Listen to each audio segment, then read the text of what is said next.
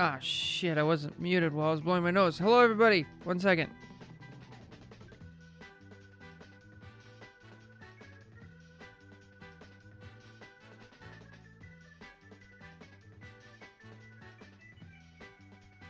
I am so sorry. I am so sorry for that. If you guys heard it, I'm sorry.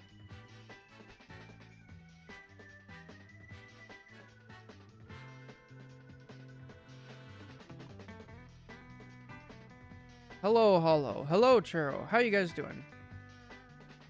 Teasing me. I keep thinking on my rank up games. Oh, and then you get like a couple points off. Yeah, that happened to me all last season. I think I ended last season at like GM 198 or something. It was very silly. Doing it in. Who was it? Who was it in the Discord chat who said Guang like squared raised to the power of 2? That was also you? That was so funny. Oh my gosh. Hope everybody's doing all right today. We're all still friendly. After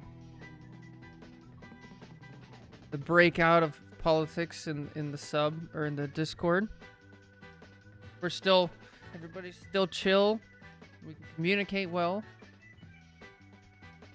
Oh, I'm at 77. Surely I can earn 23 points. Oof. I feel like they reduced the amount of variance. Like I'm getting way more consistently close to 20 points now. Whereas before it was like sometimes I'd get like 26, 27. Now it's just like straight up 20.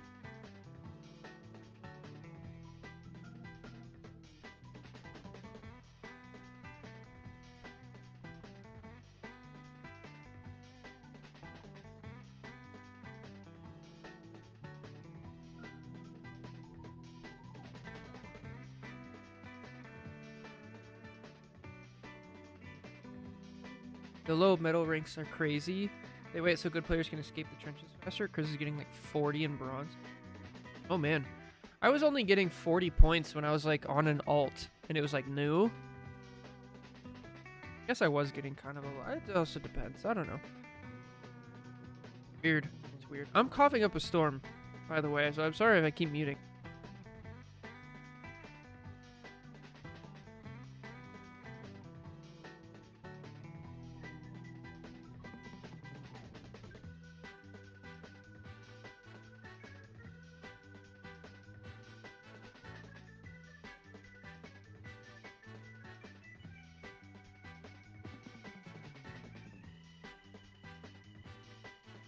Trying to get to that level where you could play with Sam.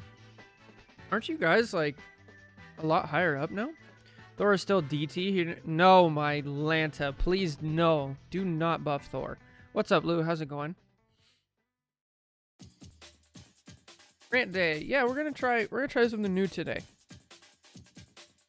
We're gonna do one episode of Am I the Problem to let people kind of drain in, because I want people to be here. Because I'm gonna either go on one of two rants or both if you guys like it. So we're gonna maybe not rant is not the right word. I want people to be here so I can have an interaction with chat and keep going. But basically, one of them is going to be talking about the Overwatch 2 situation with how that's changing things, how that affects Rivals, and what the changes I want to see in Rivals, and like just a whole video based around that.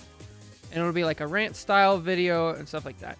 And then the second one, I want to actually just try my best to talk for a while about tank. What's up, Jake? About like a Vanguard video, where I literally just sit there and try to explain from a top-down perspective, like what it is to be a tank and like the basic fundamentals, and try to like get that video out so people can see it. It's not going to be edited. It's just going to be me talking for a while, and I want to see how it does. Chris made it to GM2 and just dropped. He said he was going to do some in a VOD review at some point. That actually makes a lot of sense. I can see that. Good sleep? Yeah, not bad. Take bullets to the face. Huh? Hey, what's up, Caesar? Today's alright. I'm coughing up a storm and I have stuff in my throat and my nose and I can't breathe. Oh, you're talking about the tank. Yeah. Hang on.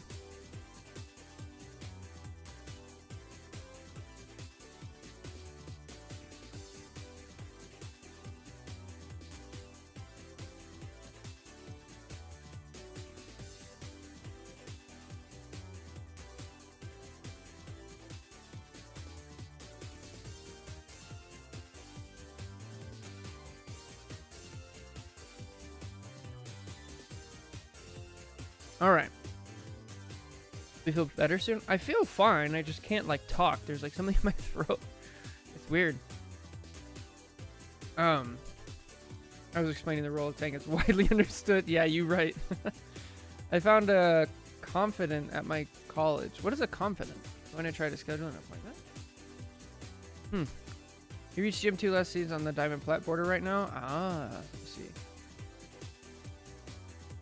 Confident. Confidante? I don't know what that is. I'm sorry. Stay smart, play cover, mitigate and minimize the damage you take. This is Marvel Rivals. Here we charge our support elements. Oh no. Oh my.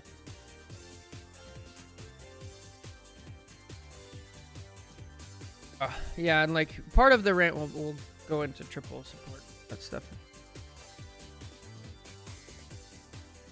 We were always around the same rank, and he just blew ahead of me one week. I can tell he has a higher skill level. For sure. But you're getting there. You're catching up. You also have a different role that requires a lot more game knowledge to take advantage of. I love playing Angie and taking a bunch of damage to feed my sports. He has a patent confidentiality oath or something, so if I talk about my teacher, he can't blab to my teacher about it. Oh. Someone you trust with your secrets. Wow, that's... Is that like a... That sounds like a strictly European thing. That's interesting. Yeah, you kind of have to, Hollow. Like, when you're down one, it's like, it's time to make a play. Alright, I think there's enough people there. I think we're ready to jump into... Am I the problem?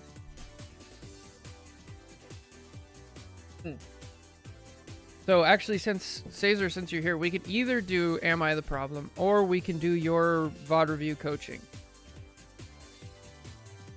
Well, I figure we'll do one of those, and then we'll switch over to go and see what we can do. I have about an hour, and then I need to take like a quick 10-15 minutes break. Thinking about, okay, perfect. We'll do that then, Caesar. Perfect. Let me load that up. I'm fine with that.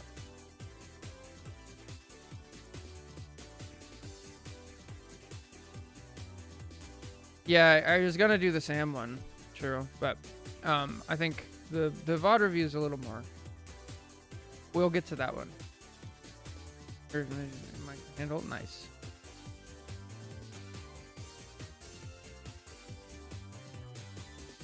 This is an intimidation.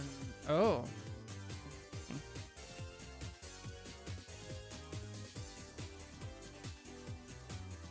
Interesting, interesting, interesting.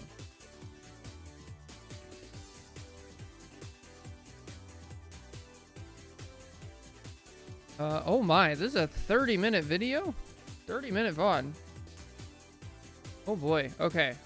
Caesar, we're gonna have to kind of go a little bit quickly because I have somebody coming over to pick something up.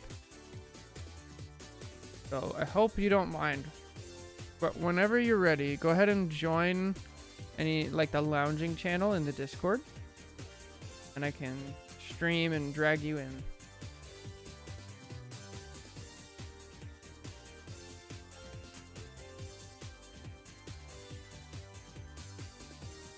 Do it non-live? No, we'll just have to.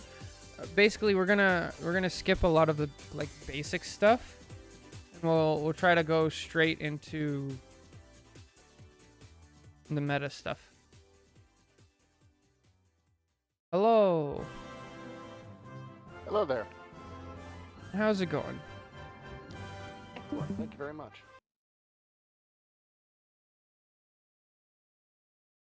Here.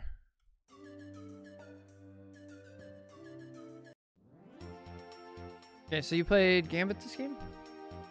I did. That's why I sent it in. I knew it was a bit long, but it was a loss, and I don't get to play that many Gambit games, which is kind of why I wanted to go and see where my Gambit's at and what I should focus on improving. Because I do like him, and I'm hoping one of these seasons, you know, he won't be permabanned. Yeah, hopefully next season. We'll see. All right. A song and get to it.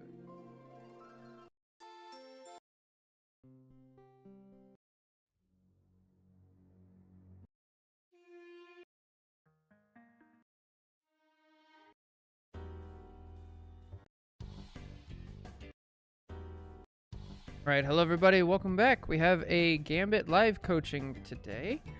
They said, "Is Gambit not always the pick?" This is Diamond 1. So, what are we trying to work on here?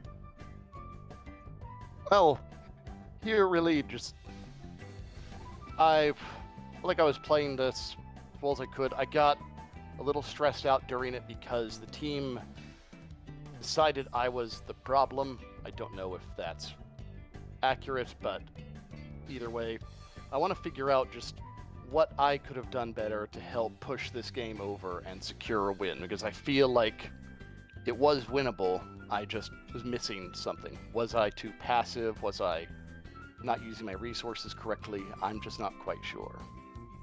Right. Let's see what we can find. I know a lot of times, like, people throw blame out. I mean, obviously, we've done quite a few Am I the Problem? And we see just what happens. Ooh.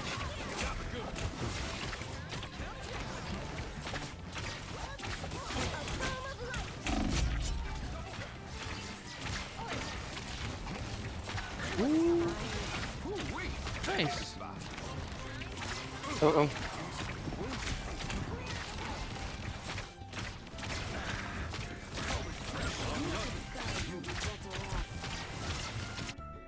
Oh, wait a minute, I missed it. What happened?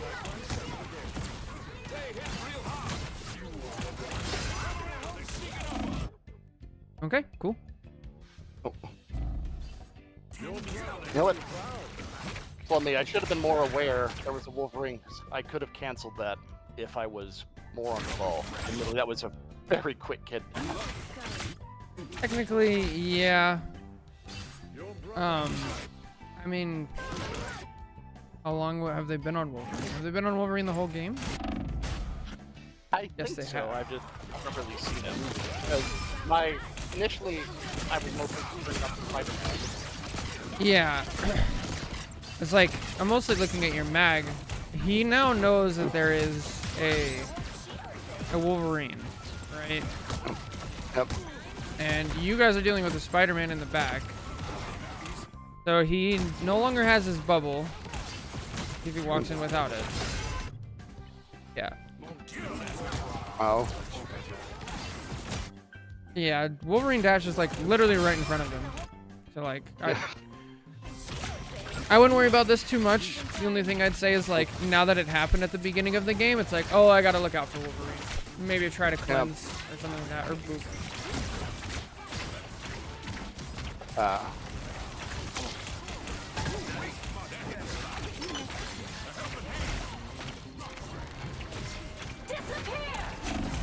Oh. Oh. Okay, I saw a little mistake there. Did you see it? Maybe if we played it back, let's see. I think I held back a little too long and allowed myself to get isolated when Spider-Man came over there. Now the cloak's walking forward, and I'm hanging back when Spider-Man jumps me. I don't have help, and I can't get the help in time. Yeah, pretty much. You take one wrong step here. If you look at this from Spidey's perspective, that's like literally all he's looking for.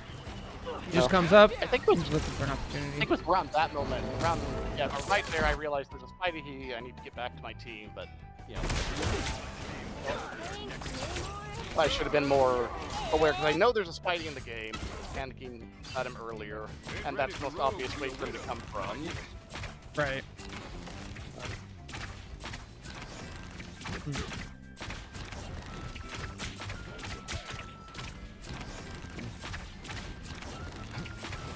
What's up, Chaotism? How's it going? Now that was just a bad bridge. I remember that bridge. Yeah, a little preemptive. Oh. That one's good though. A little too late. That's No. alright. No.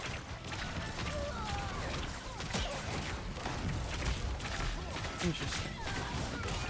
So they've used. Definitely don't be doing damage here. Yeah. Oh, yeah. No, that was careless. I've got ult. We don't need to give them anything. It is perhaps a bit of a habit, just, you know, throwing. That's where I think the enemy might be, or where people might be taking damage if there's doesn't seem to be much else to do. Yeah. That's in situations like that, not ideal. Uh-oh. Uh-oh. Uh-oh. Okay. I'm trying to figure out where my team is after we all ran and were Gambit ult. Yeah, so Gambit ult's kind of tricky because with most other support ults, there's a timer over here. Yeah. It's like, oh, you have 3 seconds left. Time to get out. With Gambit, you have to listen to the sound. Yep. The cards start charging where they explode to say, hey, it's you're about to time to get to safety. Yeah. So we know about it. Remember, that was bad ult tracking. I remember at the time I was thinking, oh crap, Gambit. I gotta kill Gambit so that he can't like counter Gambit ult. And I only realized like after like, oh right, he just Gambit ulted. He doesn't have it. Well, I mean, you got the kills. Killed those supports. We still won, but yeah, that was closer than it needed to be. I definitely could have died there. There's still a chance to stop them. Better stop that vehicle. Alright, that feels better. He's killing that tree. We're going to stop him. Leave them to consume. Only 60 seconds left. Now you do the same for me. They hit a checkpoint. Now might be a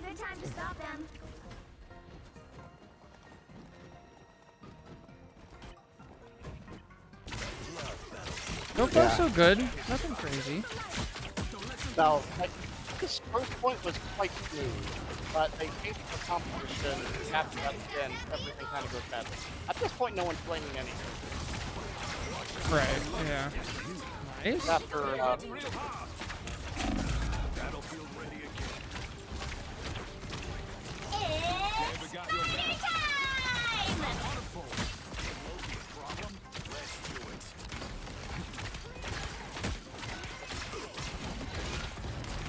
Nice. Leave them to Yeah, this is great. I'm playing fine here. oh, Gambit got your back.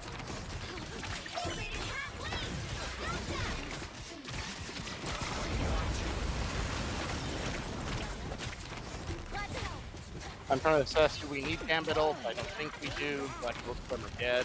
But I'm trying to figure out where the fights are happening. Battlefield ready again. I'd probably go Gambit like right now.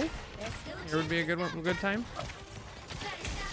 better A little late. Alright.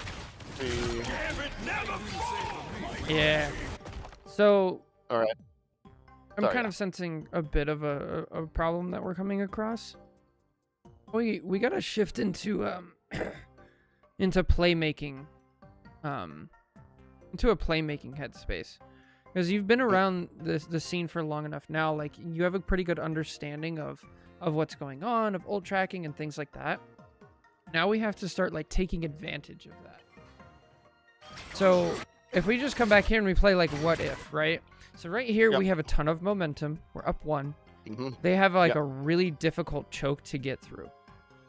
Yep. So once the cart like gets to a point where it's like, I don't know, maybe like 10 seconds away from getting point, or maybe a little bit longer, Mhm. I would try to make a super aggressive play as Gambit. I would ult my team and like get them through the choke, and then they can hold out here and then shut it down before you allow counterplay. Yeah. Right? Now, I think you're absolutely right here. I was like hoping we could get the card in without them being able to even contest through the choke, but yeah, they were able to get in. That made my Gambit ult not nearly as good as it could have been. It was too late and didn't get anybody. If we count about, yeah, right about maybe a second or two from now, I think it would be perfect. We would rush through that choke, they wouldn't even get the touch, and we'd get this point easily. Yeah, the second this thing like dives towards the choke, I'm like, yeah, this is the time.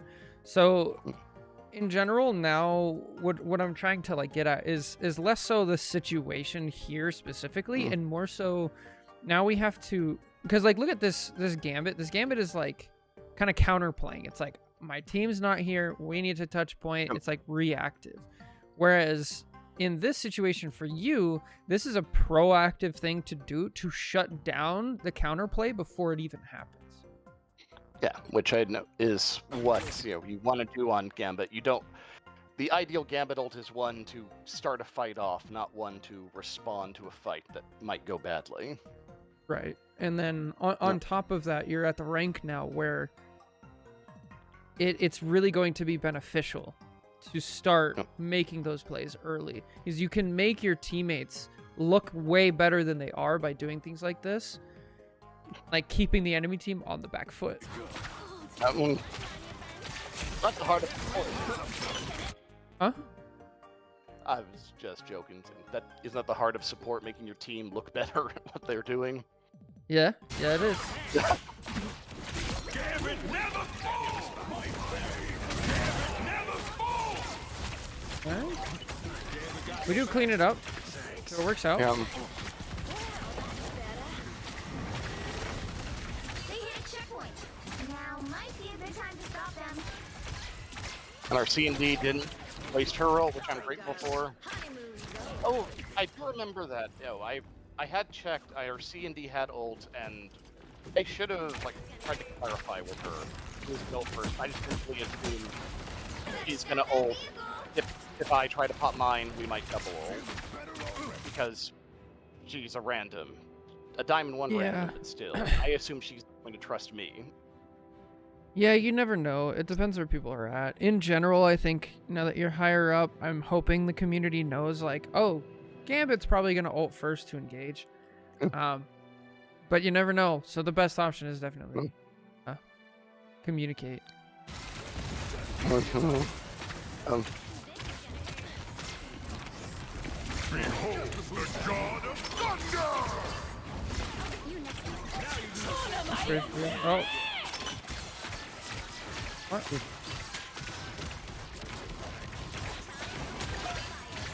Okay. it's like so hard to keep everyone alive.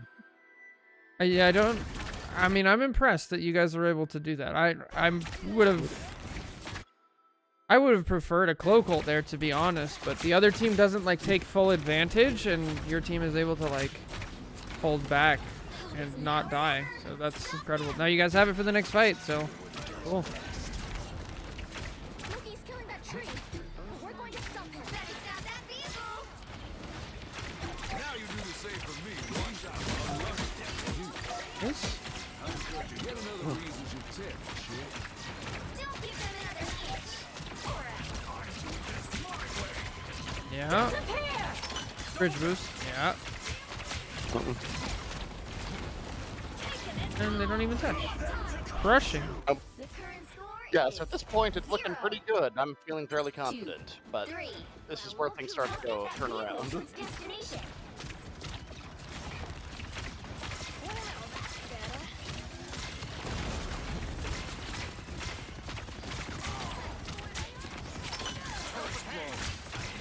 Nice. Oh. Nice. Okay, now we're out of cooldowns. Yep. I can The hope team my doesn't team will take a recognize bit less that. damage. No. Yeah.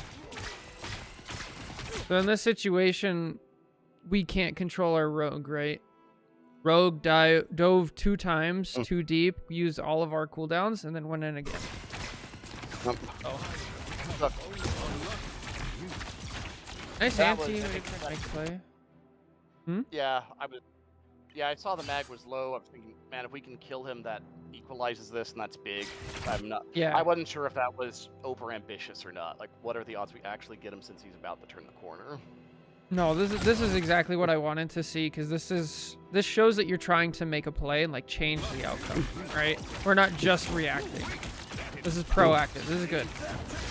It didn't work in this scenario, but like you're giving your team options. Hey, we get a Punisher pick. Okay.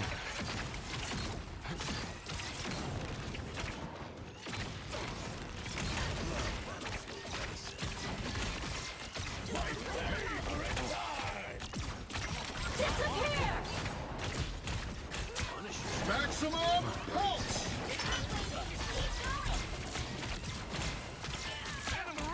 Someday an Iron Man will actually fit something. I am ready to start the show. Judge, jury, Uh-oh. executioner! Oh. There, I actually don't know if the right thing there is to Gambit ult or not, because like they've got a Luna Snow ult going, their Judge Jury Executioner going. I am concerned as I know if I don't Gambit ult, we all just die. I'm concerned if I Gambit ult, we still all just die. We just get shot to death by Punisher. And then I'm down to Gambit ult, whereas if I save it, we could re-engage strong off a TP or something. Yeah, this is... The problem is right now, the cart is so far, right? Yep.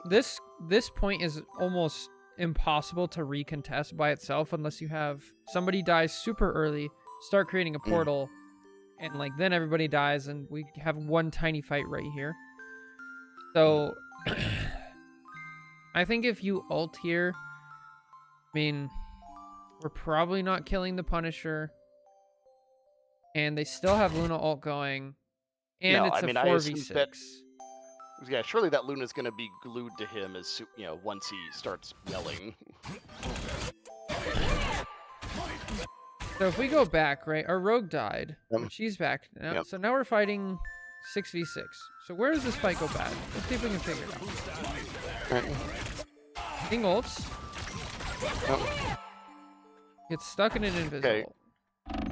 Yeah, I'm bridge boosting in there. I think our Punisher dies because he went up top to contest the Iron Man, and that goes badly for him.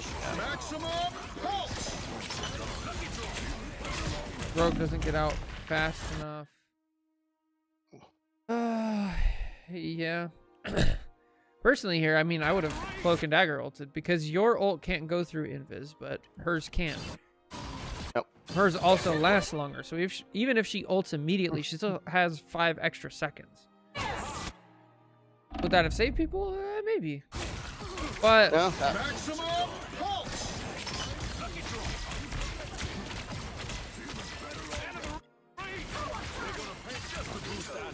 now Yeah. ult. Put on a show. to- Yeah, I'm okay with how you played this. I think it's a tough situation. A rogue died early.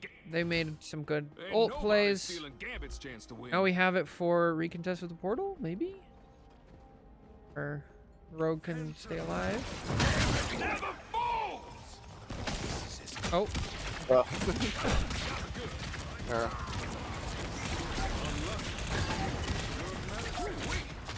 ow! Freaking Punisher. Whoa! Yeah. Greedy. Yeah. I wanted to clean that up, get that Punisher kill, and I should have been more scared of that.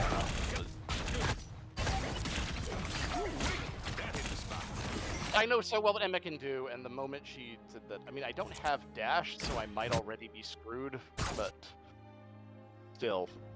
Yeah, if we I watch probably this should have back from leaked the back beginning, this is one of those situations where just like a ton of mini mistakes like all add up, right? Like we fail to get through the portal, and then we use a dash and a spin, so now we're down both of those. And then Oh. we're unable to finish off the Iron Man. We don't take a second and look to see where safety is, right? Because if we do that, we'll realize like, oh, their whole team is over here. Nobody's really over there, so safety is like kind of in this area by the cart. In front of the goats, probably, yeah. They should have been less concerned about getting active and trying to get kills and more about putting myself in the best position for the fight after the ult ends, because the ult's about to end in like a few seconds. This I is could have also still one shot of the those... Punisher behind the goats. Yeah, definitely. This is one of those situations where like your default priority when you ult on Gambit is to get aggressive, go anti the backline, like get a kill and then get out, right? But yeah, the point of you ulting here is not to get aggressive and kill the backline. The point of you ulting here is to have one last fight on cart and like kind of stall, essentially. So if we're thinking about stalling instead of that, I think that solves a lot of our issues.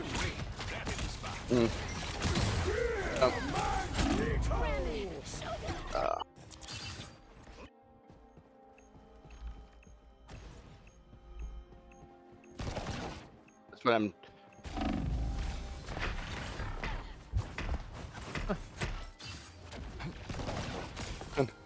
And there they go. Yeah. At first I was like, okay, surely everyone's dead. Like, wait, did they get more kills than I thought? Are we, like, maybe holding? But no, we were not, so... A couple extra seconds off the clock, unless it was in overtime. I don't think it was. No. No. Little preemptive bridge boost there. At this point, I'm just really scared of staggering, because our tanks aren't back yet. I was about to say, I think you're fine there. It's technically preemptive, but like, I don't know, if I'm your tanks on this team, I would have already been pushing, and there's a good chance they die. So.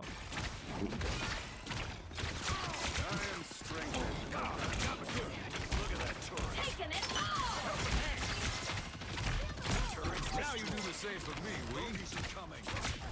I unleash the Vishanti. Nice.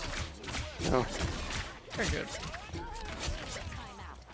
Yay. Love to see it. I love to see when like a team doesn't just fall over. This is good. Now, I don't remember if we get another good engage after this, unfortunately. We'll see. Alright, so something I'm not seeing you do, and this kind of goes back to the playmaking mindset. Yep. Like, right here, they don't have, like, a Bucky or an insta-kill. They don't have a Widow, they don't have a Hawkeye. Or anything that's gonna- Hawkeye. Yeah. And so in this situation, knowing they don't have that, is there something that you could be doing right now? I could be playing more forward, trying to get a little more poke and spades. I think trying to charge my ult faster. If I were a bit around, maybe around where Rogue is standing a little to the right, so I've got some cover, I could probably be shooting the team as they walk up in relative safety and charging my ult faster. We gotta be in the playmaking mindset, and the thing that Especially is your since, most playmaker ability is your ult, right? So if we really focus on trying to get our ult and increase that uptime, it's going to allow us to do way more. I could definitely be sitting in spades deck because I know there's nothing on this enemy team that I need to be ready to cleanse at a moment's notice. I guess right. technically Emma ult, but that's really specific. Yeah, it's really not. It's not like a strange ult or a Groot. Like, it's technically. But... Oh. Oh boy. Something I like to do just against Iron Mans and kind of against Mag is when you hear the ult, you wait half a second and then you dash straight up. Oh. That's a good idea. It's like, usually it's enough. Like, if you're right here, going straight up it's gonna get you out of the radius. Pretty much in general. I like to go up. Doesn't always work. Works against, like, Phoenix, Mag, Iron Man. Small thing, though. Uh-oh. Oh, God. So again, this is where, like, what we talked about earlier would have been really handy. Like, if we got our ult really quickly, you ult first, then your team has the initiative instead of waiting. That's why, like, part of the reason that I really like Rivals is because it does really reward being aggressive, doing things like that. Well, that's a big part of why Gambit's my favorite support, actually, because I feel his ult is the most proactive. I really like having ult where I want to use it to initiate fights and all that, rather than trying to save it to stop until I can pop it to stop people from dying. That's just less interesting. Yeah, I agree. Okay, we're down a bunch. Dire, get out. Yeah. Now, I'd try to see if I can do that, but we can't. That's an invis ult, that's a vortex, and a Punisher ult shooting me, so... Yeah.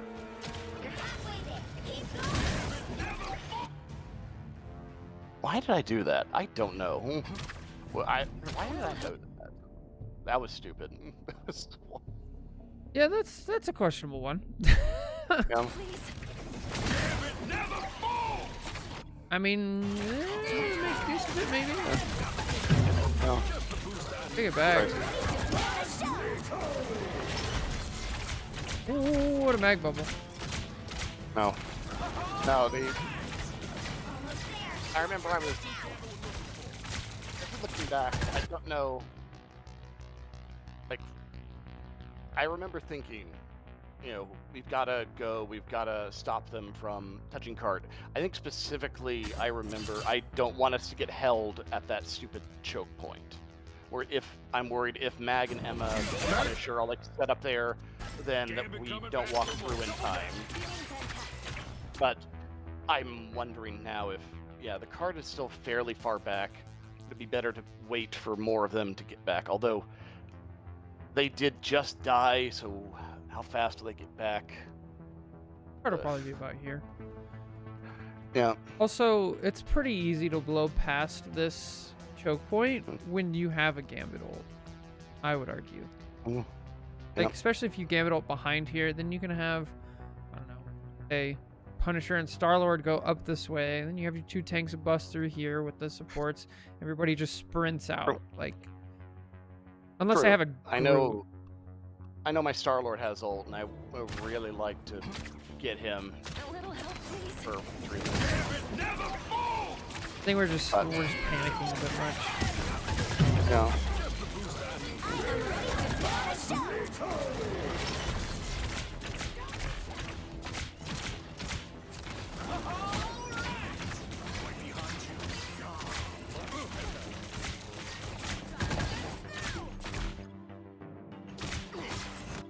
All right, so I feel like we got a bit lost in the sauce here. Oh. We panic ult to try to get early, and then while we're fighting, did you notice that your invis died?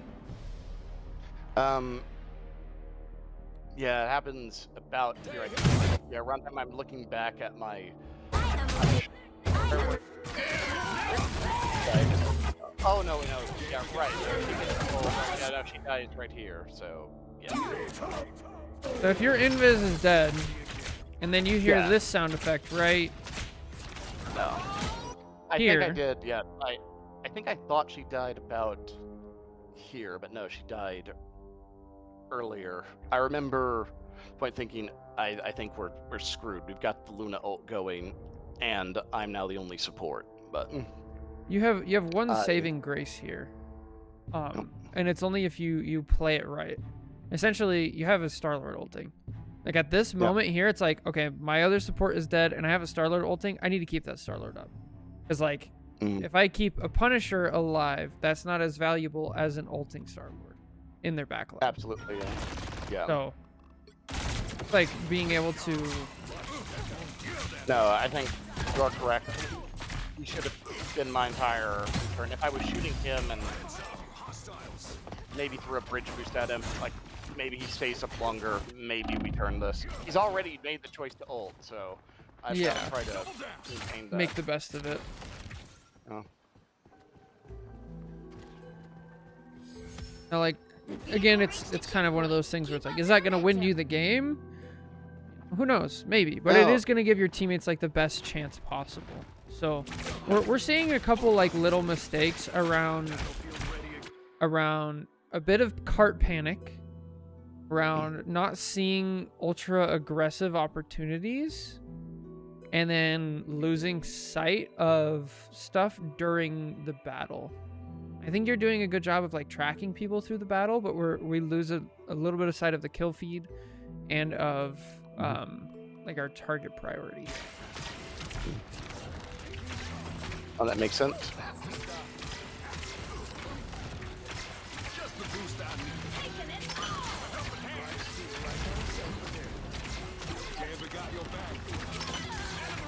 Little slow, but No. this is another case of just target priority, right? Like we have a half-dead tank, but then we have an ulting rogue like in there. Right? I think I should have. I mean, she's out of my line of sight right now. Should I have dashed up to get her in my line of sight better so I could support her more? I'd say Sure. yeah. So this Yeah. goes into like momentum a lot of the times, and this goes also into like the playmaking aspects of like understanding. Yeah. Hey, we have a chance here to turn the tide in our favor. So let's like take advantage. I have a rogue ulting, so I'm gonna dash forward and like bridge boost this direction and keep sight over there. Yeah. Yeah. They're on their 12-second cooldown. I don't like waste them, especially since they're my lifeline if something gets on me. Although there's not a Spider-Man anymore, there's nothing that's going to jump me. So They're playing very poke. yeah, heavy. no, yeah. Well, that's the big thing they've swapped around from from the first when we were on attack, and we clearly didn't adapt that well to them. It's not Spider-Man, Wolverine, Penny anymore. It's a lot of things that are just shooting us from the front. So even if it was Spider-Man here, I'd make the Yeah. case that I think it'd still be the proper thing Yeah. is to dash forward, because your team's pushing forward and that whole safety and numbers thing. Oh yeah, no, but I want to be up there. Like, if the Spider-Man was still around, or they were playing full dive, whatever, the safest place for me to be is next to the invis. Yeah. So So try to see if there's like a mental block somewhere in the game.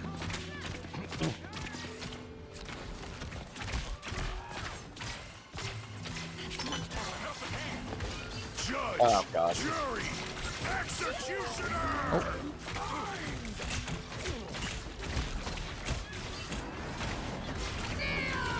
Maximum pulse.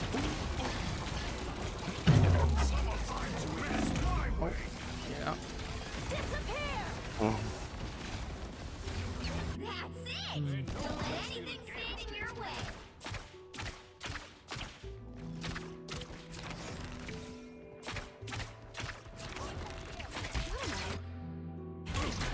Okay, so right here now I'm thinking like, okay, I need to get aggressive with my Gambit ult. I need to hide myself like here. And then when I see that last person walk up, and we're gonna ult us out. Nobody's stealing There's no games, reason to like take damage to yourself. Oh, wait, there's like. I think at this point, more like Rogue's already out. You know, and we're she's gonna die. I would have preferred definitely that we, you know, wait a second for everyone to join so that we can make one last big push. But you know, the Rogue and the Invis are rushing out the door. I don't like that situation, but I'm not certain what I'm supposed to do in this circumstance. I just wait. Yep. Like, Invis can go invisible. Rogue can survive a push really you. long time and run around, right?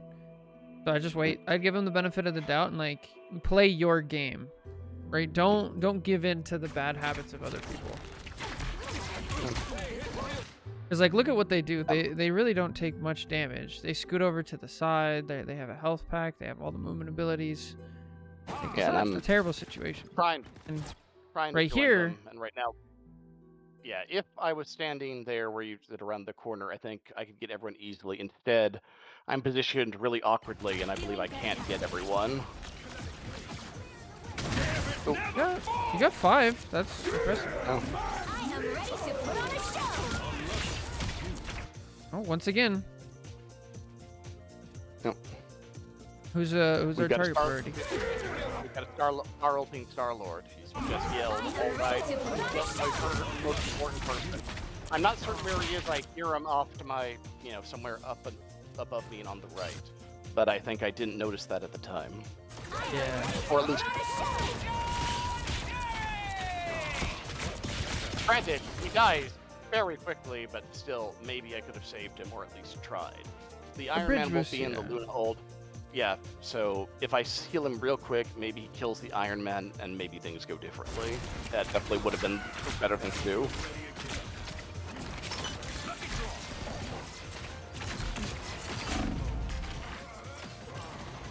Overall, I'm getting a sense of like panic.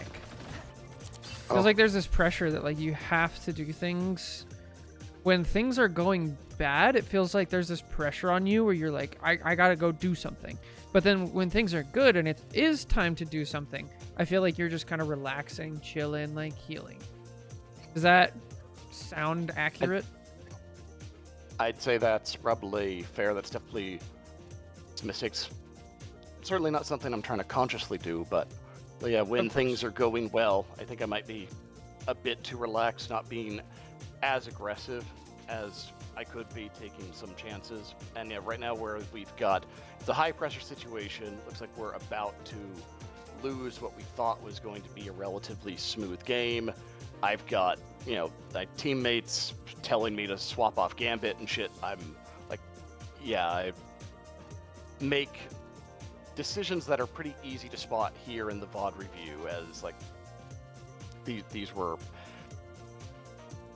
panicky decisions born of a desire to try to do something that will turn the momentum of the game, where basically ever since we won that fight early on second point, we haven't been able to take any momentum back.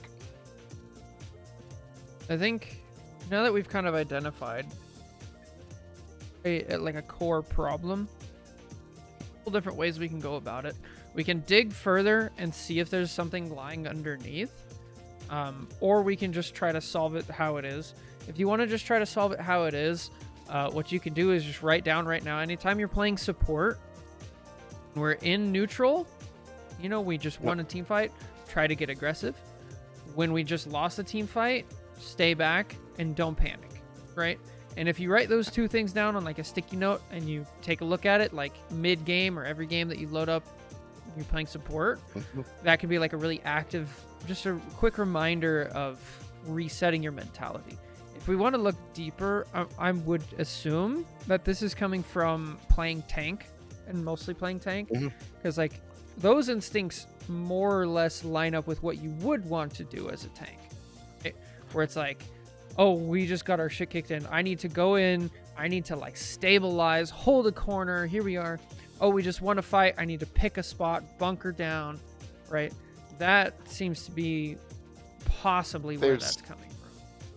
There might well be an element of that. At this point, I have a lot more time on tank than I do on support. And even though I certainly try to separate the two mindsets, and especially when it comes to things like positioning, where I can and can't stand generally, I should be, there's probably that element to it. Because, yeah, if I'm playing Emma, or even if I'm playing Mag, Emma particularly, I know if things are bad, like we've just lost a support or whatever, I've got to go and try to make something happen now. I need to take a risk and try to kill something, equalize or turn it, otherwise we'll just die a slow death. Yeah, so that makes a lot of sense. And like that like really, what tends to happen is when people switch modes. So for this game, it's like when people switch roles, they're doing fine, and then something in the game happens that is not like normal, right? It's like a little out of the comfort zone. Then people, they default back onto muscle memory and things like that. And the second part of your brain like kicks over and we stop thinking, now we're just back in whatever mode we've spent the most time in, right? So if we go back to what I said earlier, where it's like, okay, take a sticky note, write down whenever you're in a support, like those two situations. We just want to fight. I want to get aggressive, try to get my ult. We just lost a fight. I want to play defensive and really wait for my team. And then that will build like a second layer of muscle memory that you can like activate into. And it's going to take some like conscious effort. Makes sense. Let's see if the pattern continues. Well, things have gotten more rough now because the team decided to swap off tank onto our rogues, swapped into playing a third support. I don't love this composition, but it's what we're playing with. So it is what it is. If you see this, I think you can also just tell from your aim that you're flustered. Oh yeah. I can, yeah, honestly, comparing it to where it is earlier, I'm being a lot more jagged, a lot more snappy. Yeah.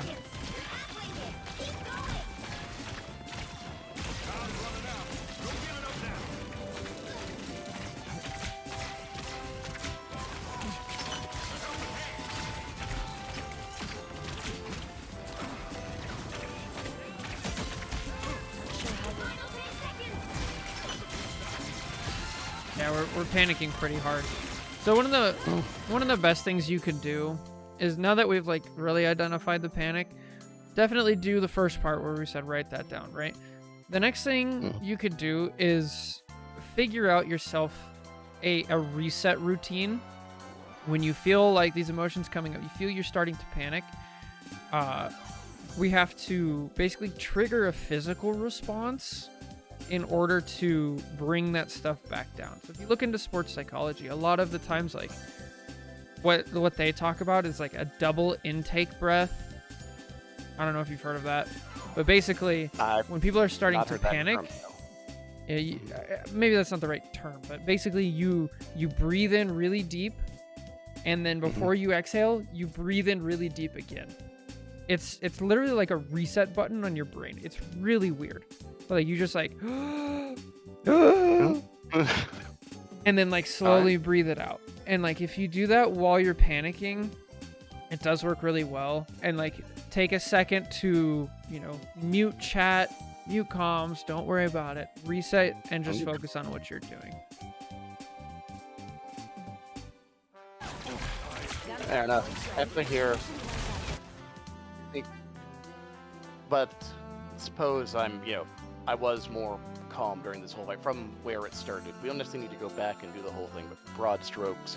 If I were calm, thinking rationally what But I know, like, now we're on triple support, and normally when I'm on triple support on Gambit, I want to be, more aggressive. I want to be focusing a little more on damage because I've got 2 supports in theory to back it up. Although I really hate this composition because there's just one tank that'll be taking all the aggression. So I never know exactly how much I'm allowed to do that. But should I have been trying to take more opportunities, like go, the healing's going to be fine. Let's shoot the Iron Man when he's trying to take the high ground, or Yeah. stuff like that. That's exactly what I would have done. I would have Yep. played aggressively. I would have tried to contest the Iron Man who's causing problems. If you back the Iron Man off of the high ground and he goes back to fighting on main, then I tried to fight on main as well. I would mostly shoot the DPS to try to relieve some of the pressure on the mag. So like, you're a mag player. If you look on the enemy team, there's 2 people that you as a Gambit could relieve the pressure off the mag from by shooting, and that's Iron Man and Punisher, right? If you identify those things, then you can kind of see where you can fit in. Because, like, you're doing a good job of understanding, okay, we have triple support, we only have 1 frontline tank, and they have a lot of poke. That's going to be really difficult on him. So the next step, again, is like that playmaker mode of, like, how can I counteract that with the tool set that I have? And I think you kind of nailed it. It's just being able to do that mid-game requires a clear head. Makes sense. I've been thinking about that at the time, but I just didn't execute it. I was, I guess, panicking too much of if I, okay, people are gonna die if I'm not focusing on that. And I know you can't think like that. Yeah, it's if they maybe they will, all fall over if I start shooting the Iron Man or trying to do something. But then we were going to lose anyway. Yeah, that's like, you give your team the best chance possible. That's all we can really do. And then if they don't pick it up from there, then you go next. Don't worry about it. We'll have to keep fighting until we have a winner. Almost there. Don't turn back now. Ain't ready for Rogue to be a widow. The vehicle reached a checkpoint. Keep up the momentum. Uh-oh. Here, Uh-oh. I don't know what's happening because I don't know why the train's still beating. They're fighting. I admit I have no idea how to handle what is happening here. Yeah, this is rough. So in this scenario, I think what you did was right. Maybe a little quicker. But basically, you just bail. And you say, if anybody else is going to do something stupid, I'm going to let them do their stupid thing. And I'm going to sit back here, and I'm going to wait for them to come back. Like, Yeah. Oh. Or like playing Gambit, I can do something stupid like be there and not immediately die. But yeah.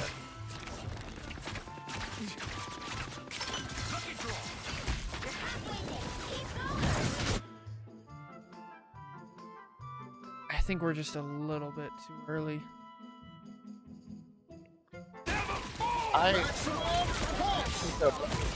Our last player is so far away, and we're in, overtime in, aftermath, whatever. I get the, I would have liked it if we could have been closer, but I'm really concerned. Maybe it's wrong, but, since we have no tanks here at all, I'm just concerned every moment that we fight, as they round the corner, someone's gonna die, and then my Gambit ult's gonna get worse. Yeah.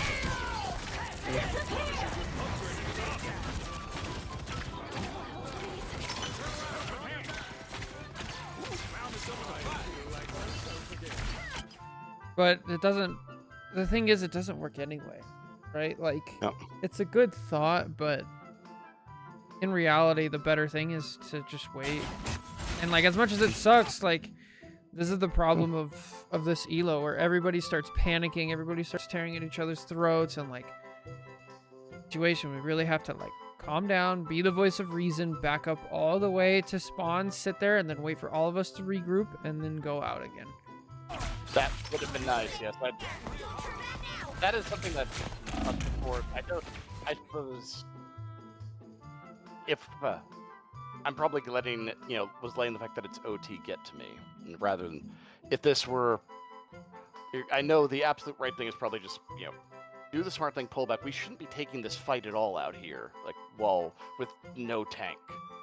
While we're, it's dumb, but since they're doing it, I feel compelled to help them do the dumb thing rather than play smart, play back, and risk letting them die, and we just keep getting pushed further back. But as I said, since I'm trying to help them do the dumb thing, we can't regain momentum and we get pushed back anyway. Yeah. Not what I should be doing, I think. There is a switch. So when we're playing in like lower elo, especially like metal ranks, the right thing to do is actually just give in to the dumb things. Go have a blast, throw your ults whenever, make a play, things happen, right? That's how you get out of gold. But up here, Diamond, GM, things like that, they're going to punish you, unfortunately. And then it's one of those situations that makes like this bottleneck so difficult and so frustrating, because you're like, well, I want to do the right thing, and then you sit there and you try to do the right thing, and then your team staggers anyway, and then you take so many 5v6 fights in a row and you lose the entire point, and it's just frustrating. But like, try not to let that give in. Try to continuously do the right thing, and if you do it enough times, when you have the right people on your team, you will win. And the other side of this coin is the other team is also in Diamond, right? They're in the same elo. They have the same type of players. So it becomes really important to do the right thing when it's your turn, but also punish the wrong thing when the enemy makes that mistake. And so we've talked about that a lot, of like seeing that, being aggressive, using your gambit ult, like getting it early in order to you put the pressure on the enemy team instead of yours. Yep.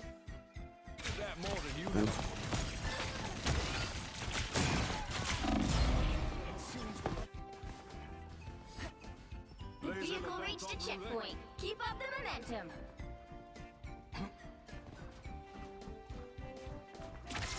That's better. All right, it's third point. We're finally together. We're getting a fight. Let's go.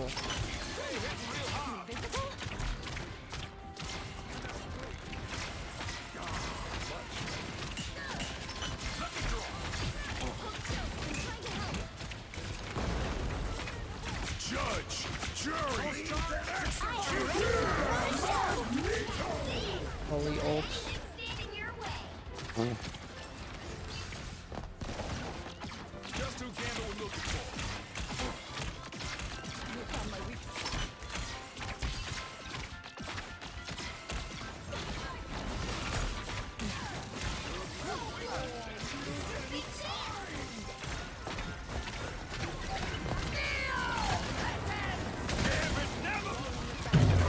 Maximum pulse!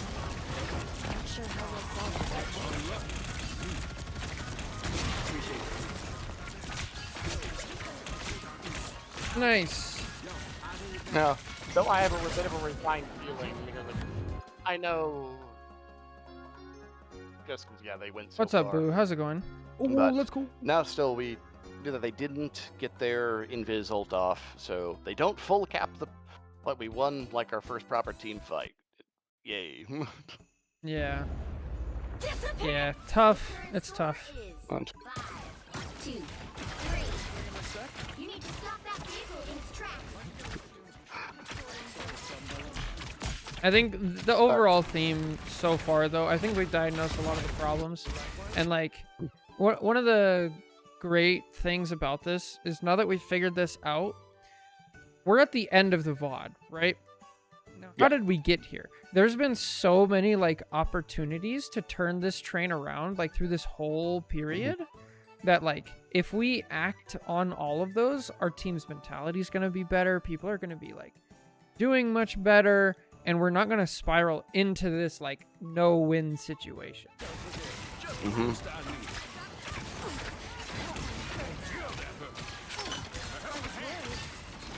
So it's one of those situations where like we're at the end of the VOD. We've already figured out. It's like, well, why did I, or like, how do I not end up fighting or like in the pit? It's like, well, if you didn't walk anywhere near the pit, like you wouldn't be anywhere near the pit, right? But now we're here, so No. Only 60 seconds we're in the pit. Oh.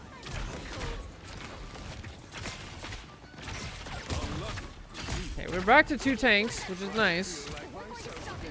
Yep. No triple support, but someone else went tank, so. That's good. Hey, Seven Aces, how's it going? I have a Discord. I have a Discord where you can submit VOD reviews, and there is a line, but I promise I will get to it. And then, if you're not here when I do it, I upload all of the VOD reviews, and then I send a link to them each, so you can come back and watch it later. Oh. I am ready to put on a show. Oh, go! Just. Yeah. There's no time for a better one. Yeah. Let's keep fighting until we No, Gambit's ult charge got nerfed, but I still feel like we're getting it a bit too slow. But here, I can post the link.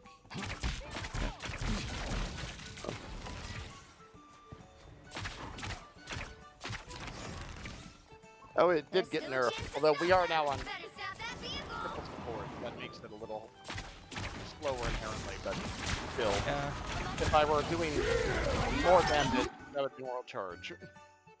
More damage would help a lot. Now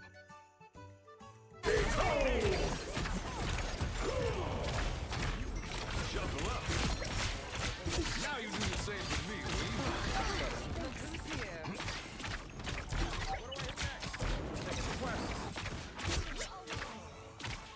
You can't anti-heal Luna when she ults anymore? Really? Now might be a good time to stop Huh. them. That's good to know. That. Like I assumed, like Luna's ult heal is so absurd. I didn't figure he could filter it anyway. But maybe if we try, there's not many targets left, so maybe if I anti her and we all focus fire her, we kill her through her ult. I was thinking.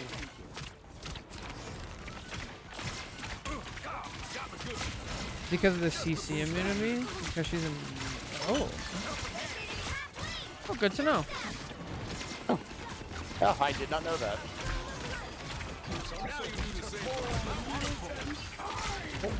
Oh. Yeah, so again here, we're trying to be aggressive in damage deck. I like this. Hey, you dashed up. Nice. But too little, too late. We don't have our ult. Yep. There it is. Ah! Hey, Stranger's portaling. Close. So yeah, I mean, really like those 3 things we talked about, like being aggressive and like finding an opportunity to make the plays, not panicking and figuring out how to switch our mindset from tank to support. And then, oh, what was the third one? Shoot. And to, I guess part of switching mindset is be more aggressive when we are in a comfortable position, and be more careful when we are in a disadvantaged position. So basically, the opposite of my, the tank instincts. Right. And then I know, like, step outside of tank- the game when we're panicking. Yeah, calm Yeah. down when things are going bad. Try to just take a deep breath, center yourself. It's only game. Why have to be mad? And focus on trying to rationally evaluate the situation, and focus on winning the game, not losing the game. Because at least that's what I'm seeing from the at least around the overtime towards the end of attack.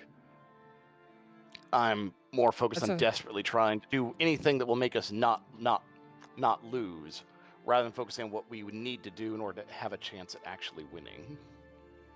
Absolutely.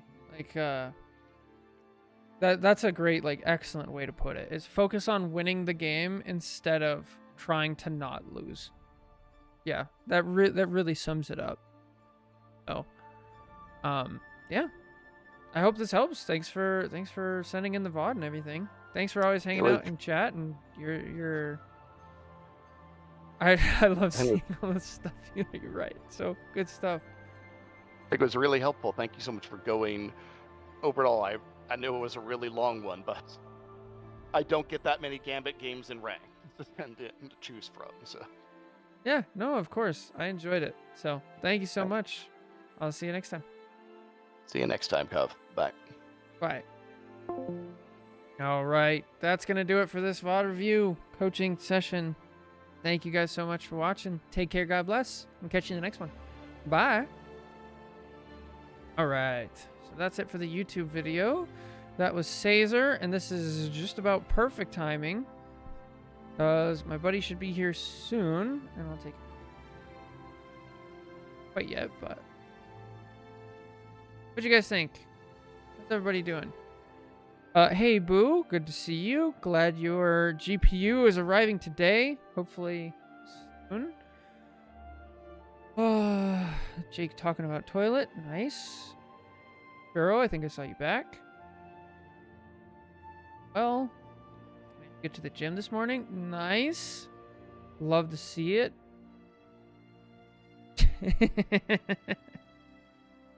That's really funny, Jake. I could try to convince you guys too. I was actually thinking about putting up a donation link, like, in Bitcoin.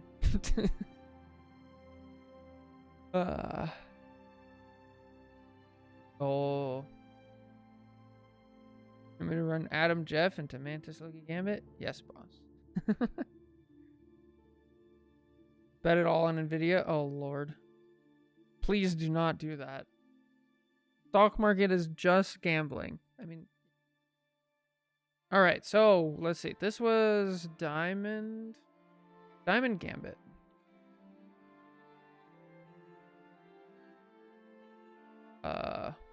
Play to win. How's that one? Legalized gambling? Yeah. Legalized necessary gambling. If you want to beat inflation, you literally have to do it. Which is just insane. That's like the idea of that. What was the title? I said play to win. That was kind of a big theme. Instead of playing to not lose. But I didn't put instead of playing to not lose.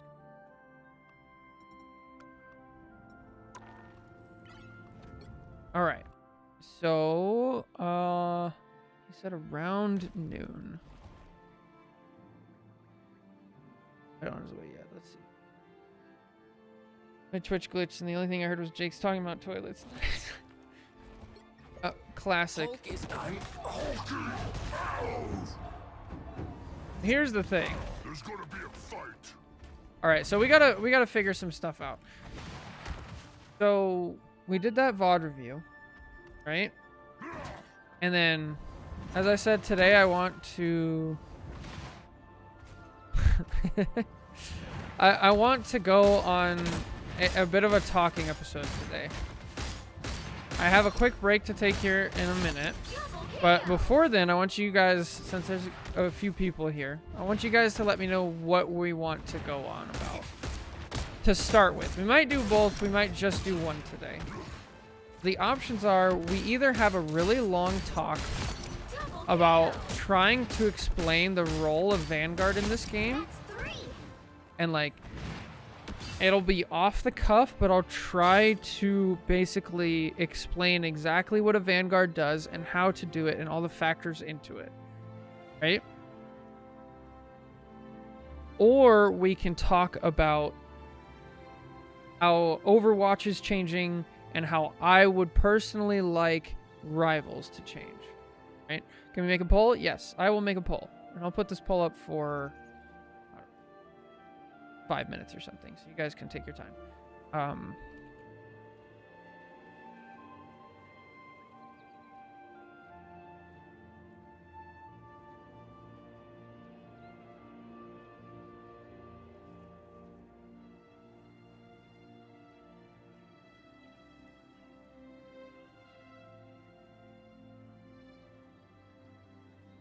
Here we go. What a Vanguard does sound like an incredibly important topic. Seriously. How few people seem to understand on a basic level. Yeah, it's bad. But like I said, we might do both. Where do we vote? It's on the Twitch chat for the poll. Because I don't think YouTube has it. Yeah. Because I'm voting Vanguard. Okay, I'll add one to Vanguard for you. Just in my brain. So we'll know. Because I definitely want to do both of those at some point, and maybe, depending on how the first talking one goes, we might do a second one, or we might just go back to VOD reviews, Am I the Problem, Guess the Right. Overwatch new changes. Yeah, I want to make a video on both of those. Because I feel like it's really important right now. There's a lot of attention around Overwatch's changes and what Rivals needs to do.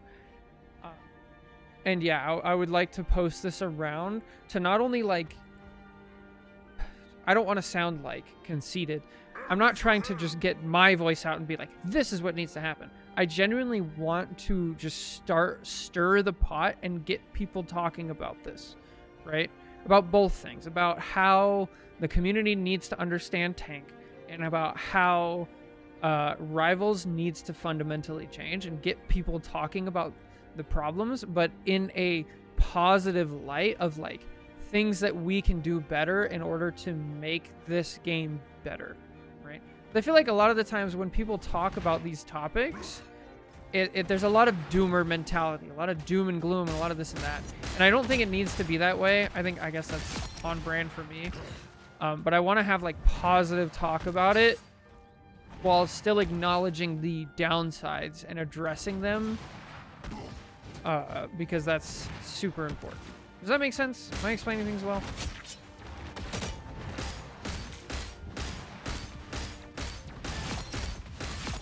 Double KO. Here they come. Punch out. That's to me mostly? Okay. I'll always maintain that this is a dream of a game as a Marvel fan. I'm happy to have it. Yeah. I think I did not have high hopes for this game, especially coming from Overwatch. And they have actually done a really good job of, there you go, yeah, of having cool and ambitious stuff. I think a lot of the characters have a ton of depth. I think the game has both an aspect of like competitive grind to it, as well as a good aspect of casuals for the community, for both communities to really thrive in it. And I think this game could last a long time if we, you know, make some changes here and there. It would be another cash grab hero shooter, quickly shoved out and forgotten. I literally was like, oh, that's interesting, but I didn't really care too much for Marvel. And at the same time, like, I was big into Overwatch. I watched Flats play. Groot in the beta, and I was like, okay, this game looks miserable. And like, I was not excited for it at all. I played Season 0, and I was like, it's kind of fun, but I don't really care for too many of the characters that were in the game at the time. And then when Thing was released, then I was like, okay, this character's really fun. And then I learned Emma when she came out, and then I learned Hulk, and then now it's like, it's just building. Just came from Overwatch. I remember this game over. It's just a freedom. Yes, that's a huge part about what I love about this game, and I love that they addressed it early. They literally said, we're not doing roll queue, and I was like, okay, that's awesome. I love it. It's so nice. I also usually stay with this game. Free games are usually nasty. I used to do that, but I guess now it depends. I guess I do play a lot of free games now. I play Marvel. I guess I technically still play Overwatch, which is free. I play World of Tanks, which is free. I play I used to play some Fortnite. I used to play some Apex. Play some PUBG, which is now free. Like, free games have gotten a lot better. They used to be really bad. Like, I even look at World of Tanks. World of Tanks was terrible. I don't know if you guys have looked at World of Tanks at all. It was so egregiously bad that, like, essentially, in order to unlock the next character, right, the next tank, it would take so long if you didn't pay money. But if you did pay money, it would be drastically shorter, right? Like it was so bad. And they have gotten better to the point where now you can actually play the game for free, and it's fun, which is wild. You don't feel left out if you went. Yeah. Yeah. Hulk is hilarious to me because he signed with me. He's one of the absolute best kits in the game. Worse me, the fantasy of the character. You think so? I don't know much about about the comics, so I'm not sure. No damage, wheel projectiles, feels very squishy to CC. Yeah. I have a skin for nearly every character in the game and only spent money on battle passes. I have never spent a dime on this game. Not a single dime. And I have, let's see, skins for most characters. I don't have a mag. Oh, I do have a mag skin, actually. Now that I think about it.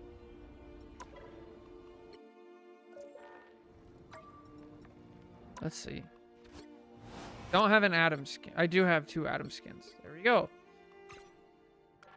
Hang on. I have Angela, P, Blade, Hulk, Cloak. I don't have a Cloak skin? Okay. We found one. I have a Deadpool, but he's new, so I guess that doesn't really count. I'm just curious. That's a skin? Hela. I have a skin for Hela, right? I just don't use it. Because I like the base more. I don't know. Go back to it. DC is crazy. It's brutal out here. Okay, Loki. I don't have a skin. I don't have a Luna skin. That's insane. Oh, I do have a magic skin. Oh, that's right. I don't really care for that. Aga should have the gold one? I didn't know I had this one. Huh. Today I learned. Oh. How do you get lattice without paying? Yeah, through the battle pass. I actually made enough through the battle pass to buy one of the battle passes at one point. Like, obviously without money.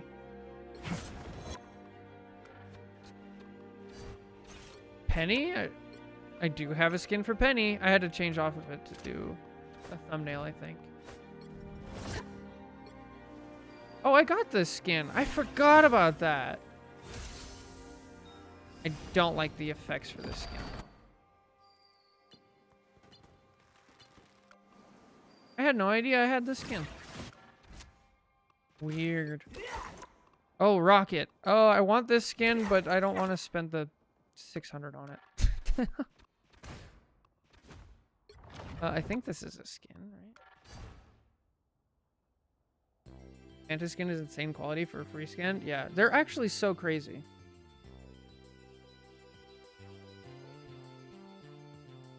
Did get blue Venom though. Nice. Sound effects are nauseating. They really are. So much money on this skin because I thought I'd get lucky. I deeply regret trying to get this skin because I didn't understand what was going on and I thought it was like free credits and I used all of my blue to get it and was like, oh, I didn't have to do that. I don't even like the skin. I don't know what's going on. So that was silly. Actually, I would prefer that. Pearl, I have a skin. Warlord, I don't. I have a skin for like most characters in this game and I've never spent a dime. I don't like this one, honestly.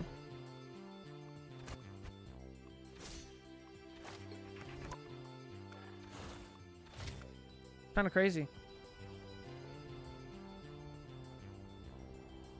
Oh, if I fell from the trap, I got it on an alt.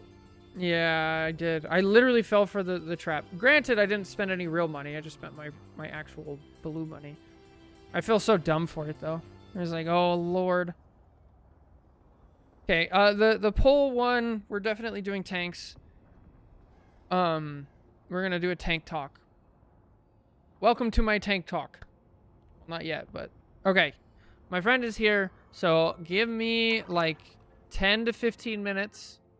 Go to the bathroom, do stuff. I will be right back. When we come back, we'll be doing the tank talk, okay? Be right back.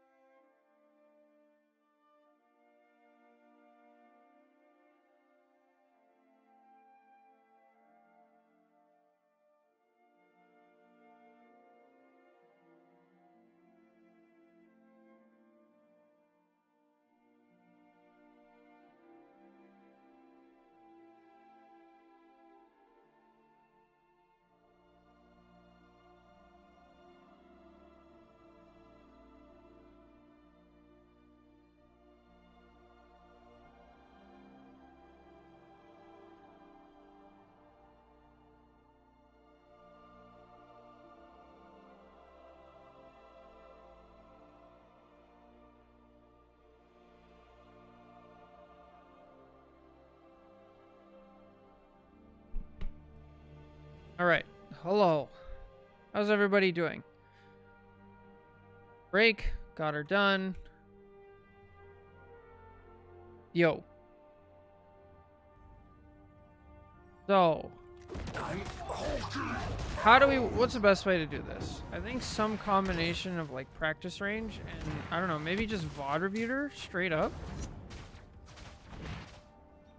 Like talking about it with a VOD open and showing how it goes, maybe? Probably be the easiest way to talk about what a Vanguard does. The tacky VOD? I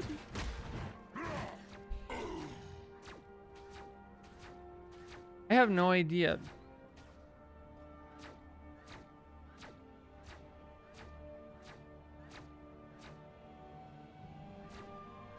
Use mine too if that works.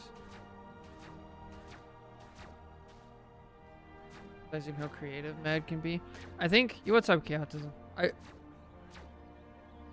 problem is I don't have a structure in mind for this. Right? Like I don't even know what I'm gonna say. I'm just gonna like wing it and try to explain what a tank is. It might even take like multiple tanks. Happening. We're gonna do a tank talk, right? So I'm going to try to explain what a Vanguard is, what their job is, and how they accomplish that job in the game. There's gonna be a fight. Because I feel like it's completely misunderstood.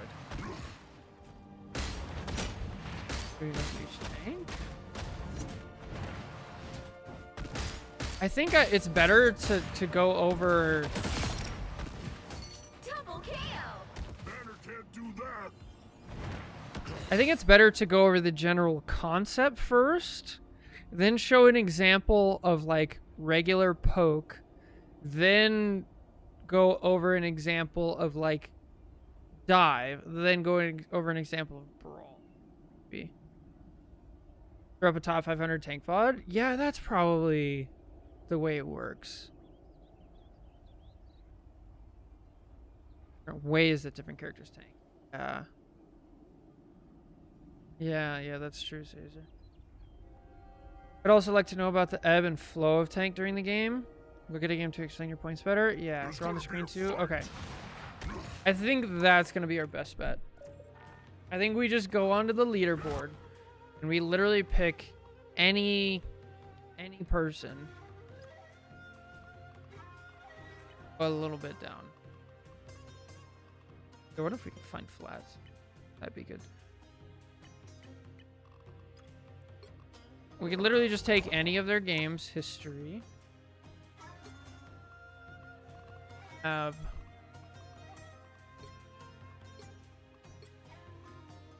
gonna get like straight poke. He's not top 500. Yeah, that's.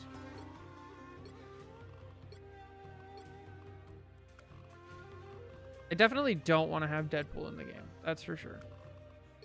Because that's going to confuse things.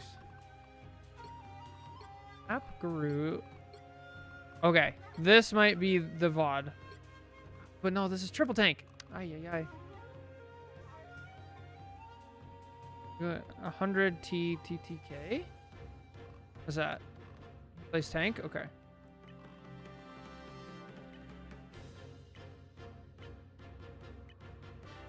Ooh, Hulk King. Yo, that's Monster. Good lord, he's 47. Crazy.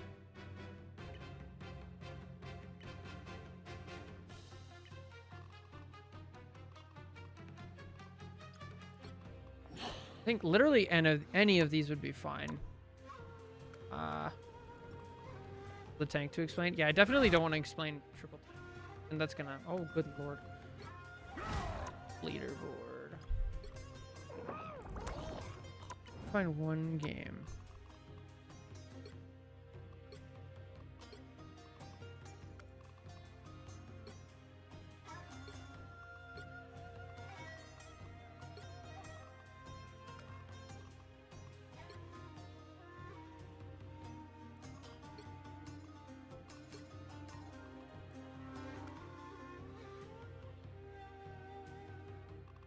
Constantly have to maintain it? Yeah, you do. Oh, the custom tournament.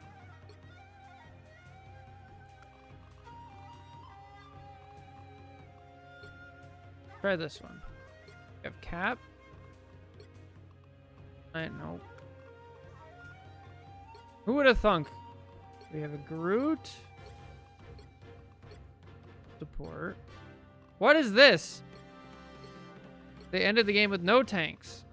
What? Okay, this looks solid. This looks solid. Okay, let's try this one.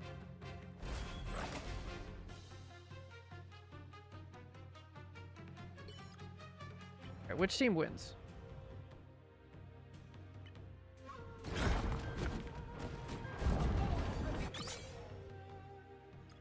Green team won.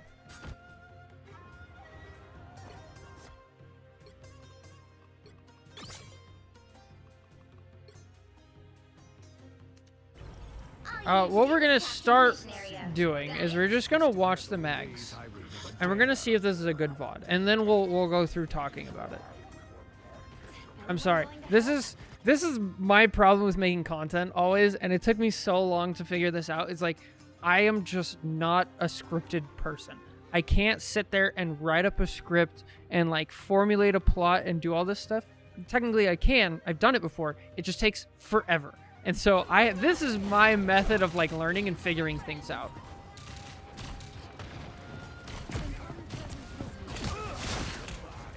Holy.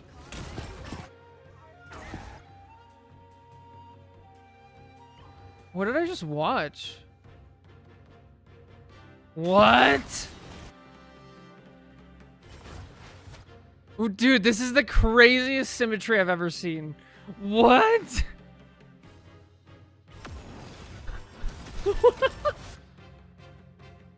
That's insane. Literally both of them.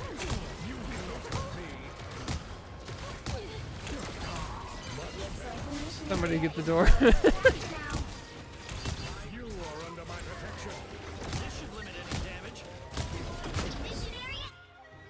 Okay, Wolverine's going crazy.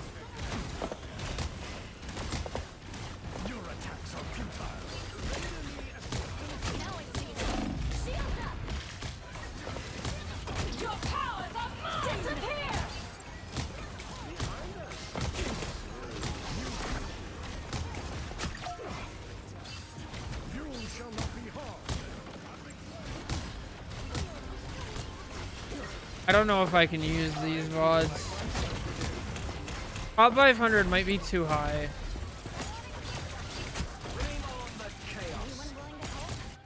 I might just use some of mine.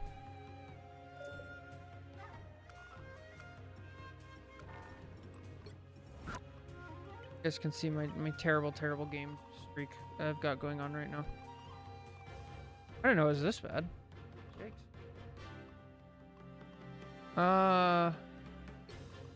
Character only Hulk. Try this one. These Hulk. Yeah, let's try a Celestial game. Rivals meta. First, let's look for Emma and Mag. I want an Emma Mag game.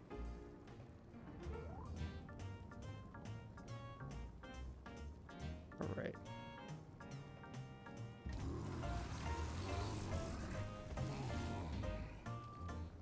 We can try this one.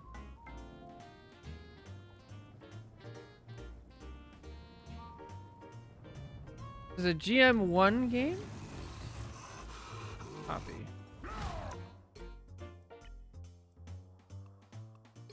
Very short game.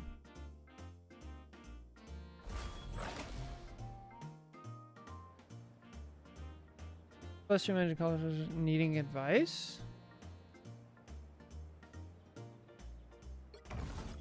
I have not been in the Rivals College Discord in a while. I should probably get back in there, honestly. I'm just busy with everything else. All you need to do is capture the mission area. Let's see if this works. Yggdrasil be praised. What an epic gathering across realms it brought.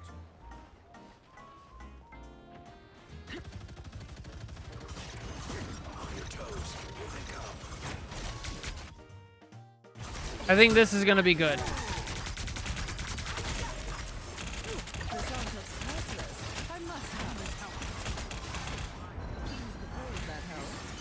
like the mission area is yours to capture now. Yeah, I think this is probably gonna be a good way to explain it. This is perfect. Okay, we're just gonna go off the cuff. You guys ready?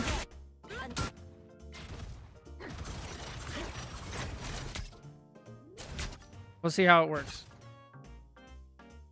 All right, take one. What type of music? Do we want our chill VOD review music, or do we want the medium, Am I the Problem music, or do we want super hype? Probably not super hype, right? For rank. Be medium, warming up.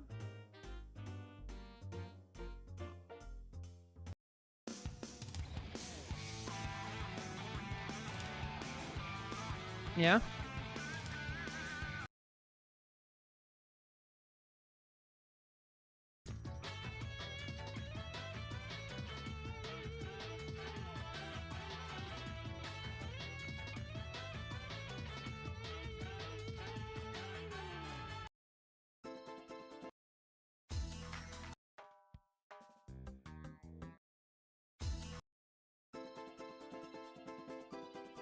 Guys, I don't know. All right, we're just going to go for it. Here we go.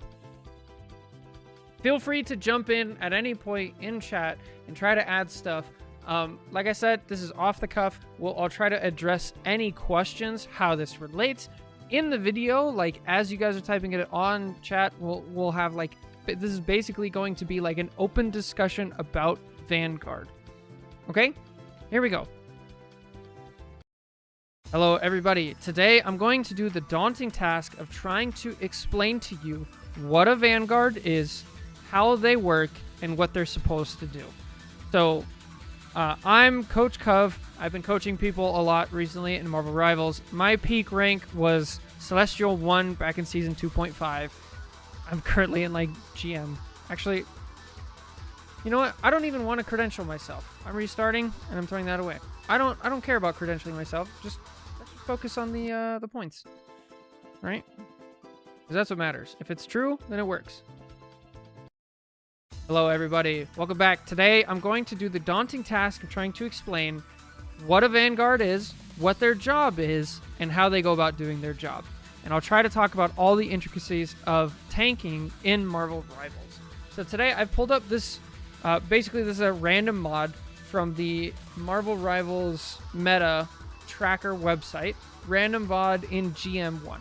Okay, this might be GM3, but I'm just going to use this as a way to explain exactly what tanks in this game do and how to do it. So, first of all, we'll start off with the concept of space. Okay, so space in Marvel Rivals is basically it's any area that your team or one of your teammates can walk through where they are not taking damage at all, right? So if we look at the green team over here, the space that green team controls, they have a strong control over this, a strong control over this, and a decent control over the areas that are near it. Over here, this is contested space. If anybody walks through it, on either team, they're going to take a lot of damage. Red team currently controls this space over here. Right? They don't have any control of up top. Nobody has control over here, right? So it's very important to understand what space is and how we interact with it. So if we go look at our tanks, they're the ones who primarily interact with how the space changes and what you're supposed to do. So the thing that makes it easy for a tank to actually hold space is two things. Number one, and most importantly, is they're a threat, okay? So if anybody walks into a space that is occupied by an Emma or a Thor, the reason they can't take that space is if they walk into it, they are likely to die, okay? The second thing is, and this is what differentiates a tank from a DPS, is that a tank is going to do damage and be able to stay there and take a lot of damage and not be forced to back up. Right, so if we just look at health pools in general, Emma has 600, whereas this Bucky, he only has 300. So what we're going to see here is the Emma is going to enter the contested space. She's going to start building up her damage. She's building up her threat levels, okay? And what we're seeing here is the Strange is going to respond to the Emma's threat level. Right now, he's trying to walk forward and take space, right? The second that crystal comes out, he starts taking damage. His health bar is now at half. Now he has to respect the space, give it to the Emma, use his cooldowns, and back up. He has to give space, right? He doesn't have to fully back up because he's a tank. Now, if the Bucky were playing in the exact same spot and got hit by the crystal, let's see. If we look at the Strange, he went all the way down to like 200 health, right? He went down to 182. So he took almost 400 damage. This would have killed Bucky, even with all his bonus health, right? So this is the difference between a DPS and a tank. Now, if we watch, that's just how we held space. What Emma did in this scenario, she literally just made it to where the Strange had to stop pushing forward. So now she's building up her threat level. She's now at 75, okay? She starts taking damage herself. And so what does she do? She doesn't want to just back up and give space like a DPS was. Now she's going to use her cooldown. She uses her shield. She uses the Luna team up to buy herself some time for the supports to build up her health bar again, right? And she's going to reload and reset her threat level. Now that her health is back up, she's going to go make a play. Now, Thor makes a play on the Strange, okay? Thor is exerting force on the Strange and trying to secure a kill. He's pushing the Strange out of contested territory and into fully controlled territory, right? Because he has no backup. He quickly tries to make it back, uses his cooldowns, actually survives because he's a tank, but because of that, now all of the focus is on the Strange. Both of these supports are trying to heal his Strange. They're using it. He has to give a bunch of space up. So because of this play by the Thor and the Emma, now they have an opportunity to take space. And you're going to see this Emma, she takes advantage of it instantly, right? We throw up shield. We see a Bucky who's squishy enough to actually do it. And they're in our threat range now. They fall over instantly, right? Now our team has an advantage. This is like exactly how tanks want to play, okay? Now, in this scenario, we'll stop the VOD here, but that is just a great example of how tanks interact with space. I feel like a lot of times, especially in lower elo, people don't really understand the push and pull of tank and how it goes. You try to hold on, you build up your threat. If somebody enters that threat range, you take advantage of it, you push them out of their space, and then you push forward and take space when the momentum changes. So the next thing I want to talk about is momentum changes, right? That's a big thing in this game, and being able to read the momentum of the game, that will dictate to you if you want to be aggressive or if you want to be defensive, right? So if we go back to the beginning of this fight, back here, this is a neutral fight, okay? If anything, red team has a little bit of momentum. They have a little bit of agency coming across because they got here quickly. Whereas green team, they kind of messed around a little bit up top on high ground. Okay, they're a bit more split up. So as we watch, what's going to happen is people are going to feel the momentum of the game based on a couple different factors. Okay, first is space, which we already talked about. If one team has an overwhelming amount of space or an advantage in terms of space, right? If one team has control of a high ground or off angles on an enemy team and the enemy team is pinned down, that's an advantage that you can press. The next thing we're going to talk about now is pure momentum and numbers, right? So right here, the Emma is going to kill the Bucky, right? So we have a numbers advantage. This is going to be a 5v6, okay? So if you're playing, if you're a tank right now, and you go, okay, there's a Bucky, I get the kill. Now, what that signals to your team is we have momentum. Okay, so we want to convert this momentum into winning the point and actually winning the objective, because after all, this is an objective-based game. Okay, so as the fight goes on, we can't just dive straight in because we used our cooldowns in order to secure this kill. We have to reload. We have to get our shield back. Our shield only has 50 health. We have to get our health back. We're a little bit low. We have to get our E back. We have to get our thing back, right? So we need to back up, and the enemy team actually realizes this, and the enemy team knows, okay, we don't have a lot of momentum. We need to capitalize now, make a play, or else the fight is over. So they're going to go for counterplay. Okay? Unfortunately, the Punisher makes a good play and kills one of the supports. So now this is huge win time for Emma. If you're a tank in this situation, you know you're up 2, you have most of your cooldowns. It's time to push as long as you're being safe.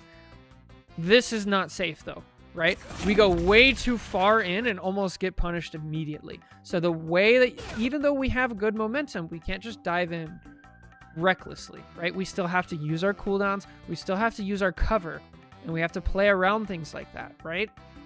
Because in this game, momentum, it takes a little second for it to actually kick in. Okay, so now at this point, now we have a little bit of a weird situation if we talk about momentum, okay? So right now, both teams have lost 2, okay? So this is an even example when we talk about space, or when we talk about teams, right? This is a 4v4 situation. So if we have 4v4, the next thing we have to talk about is the quality of the picks on each team, okay? So if we talk about a value system, the most value you can get if things are neutral is a support.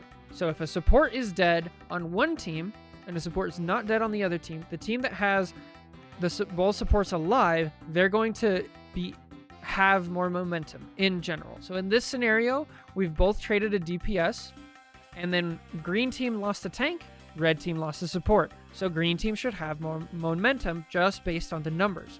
The other thing we have to look at again is space, right? Because now the fight has broken down. These people are now in contested territory. Your supports are in danger. At the same time, we can find red team support. She's also in contested territory. She's a little bit safer though, because she's not under direct threat of the Punisher or the Emma quite yet, okay? So being able to see all of these factors in a game and react to them with the push and pull is like insanely difficult.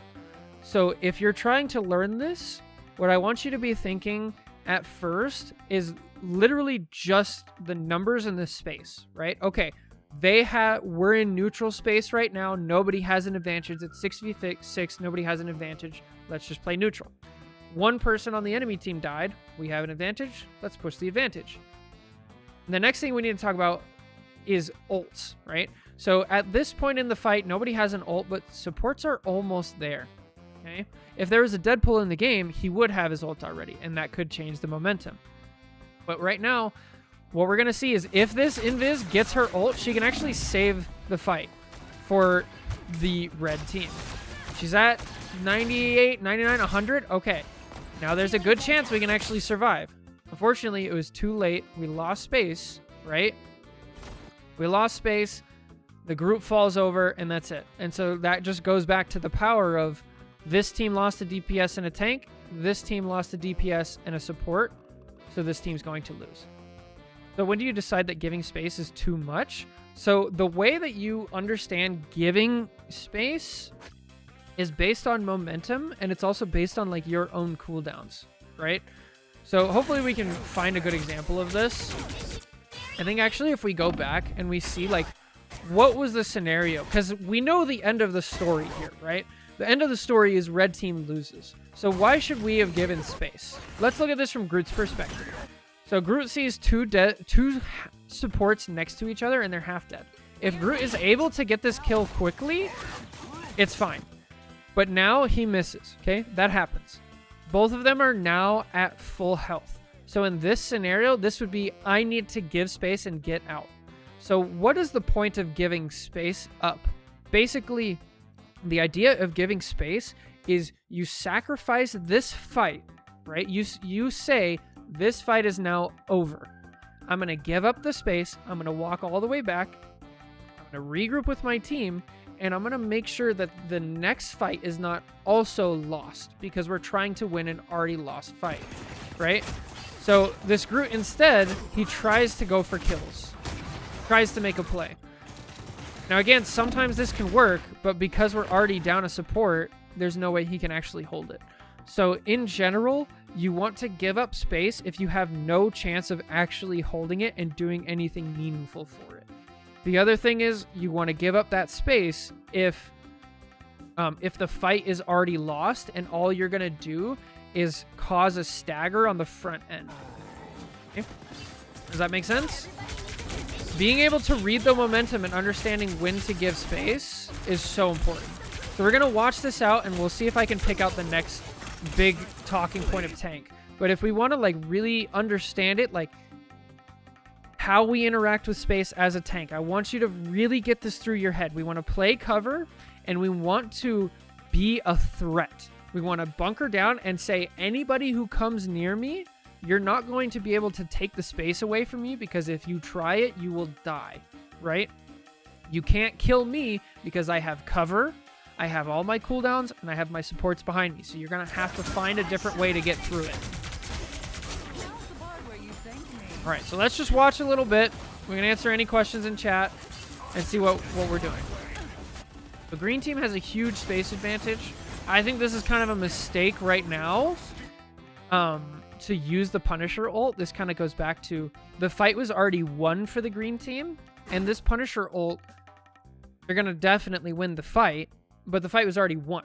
So instead, we could have used this Punisher ult for the next fight. Now, I do like what green team is doing, and they're actually taking more space. So this is a concept that people have a really difficult time with, especially people who came from Overwatch. In Marvel Rivals, it's very different from Overwatch because Marvel Rivals really rewards taking space early and being super aggressive, okay? So then you just walk back to your team then? Yeah, you literally just go back, you give the space, you go back to a safe spot where you actually, it is valuable to hold the space. But, so in this example, like, green team wants to take space as high up as they can, that it's still possible to hold the space, and they get to take a lot of it, right? If they push too far, like here, it's not possible to hold the space because red team can literally sit and spawn and shoot them out of it and poke them. They have no threat here. Back here, they have a little bit of threat, and they can hold this for a little bit, but anytime the situation changes on space, they'll have to back up. For example, red team has a Moon Knight and a Widow.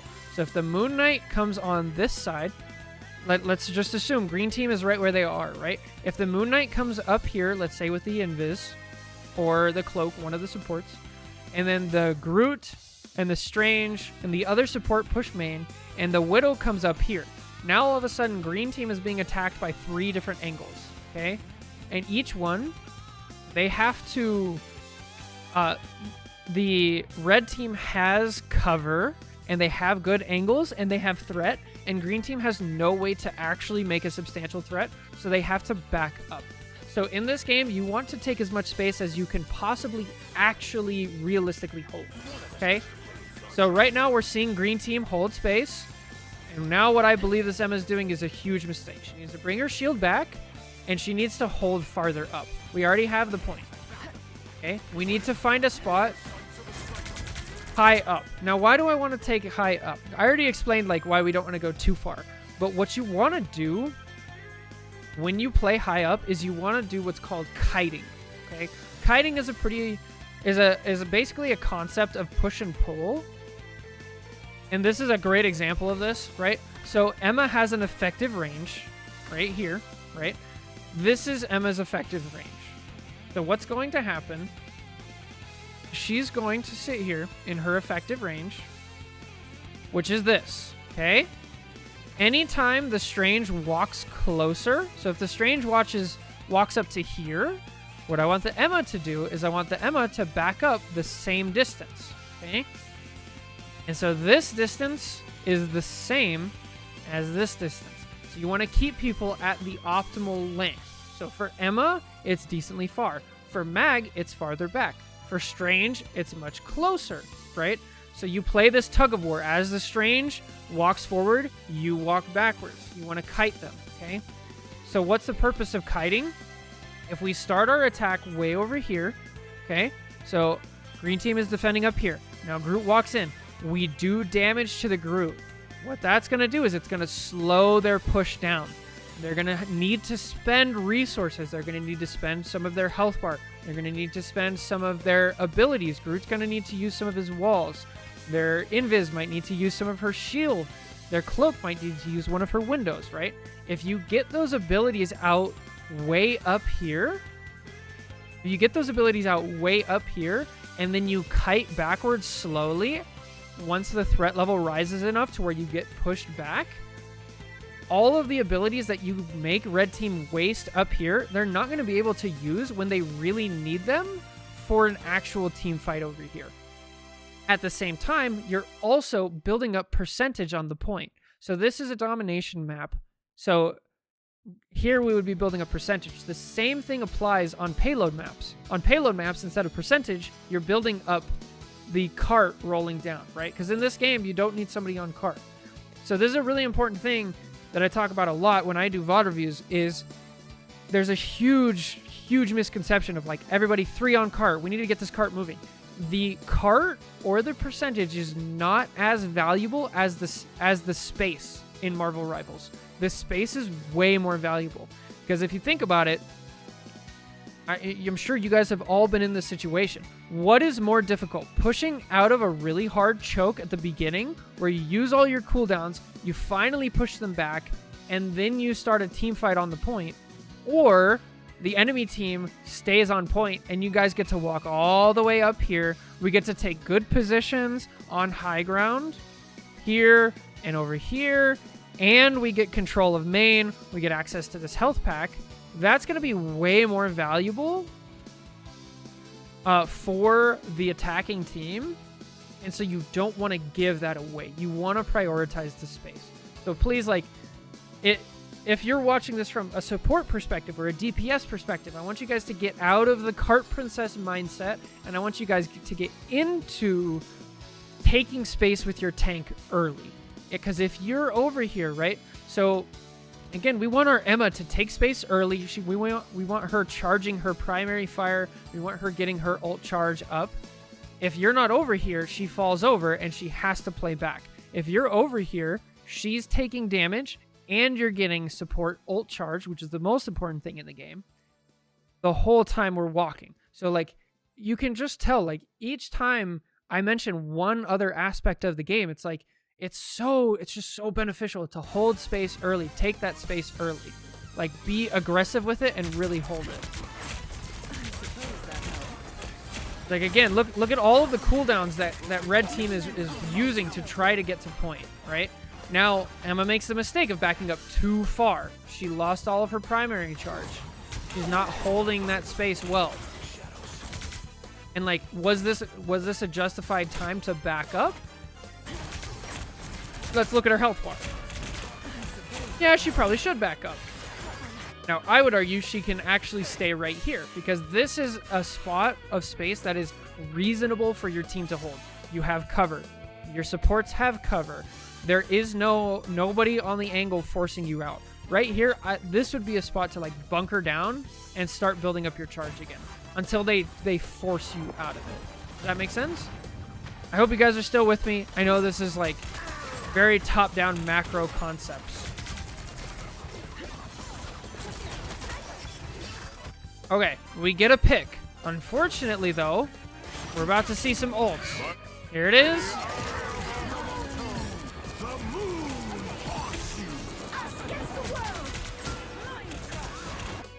All right, so what could we have done differently in holding space? So if we're holding here, this Strange has to use his shield and use his cooldowns to get past us, because he can't just walk in. I think the Thor is doing a much better job of that.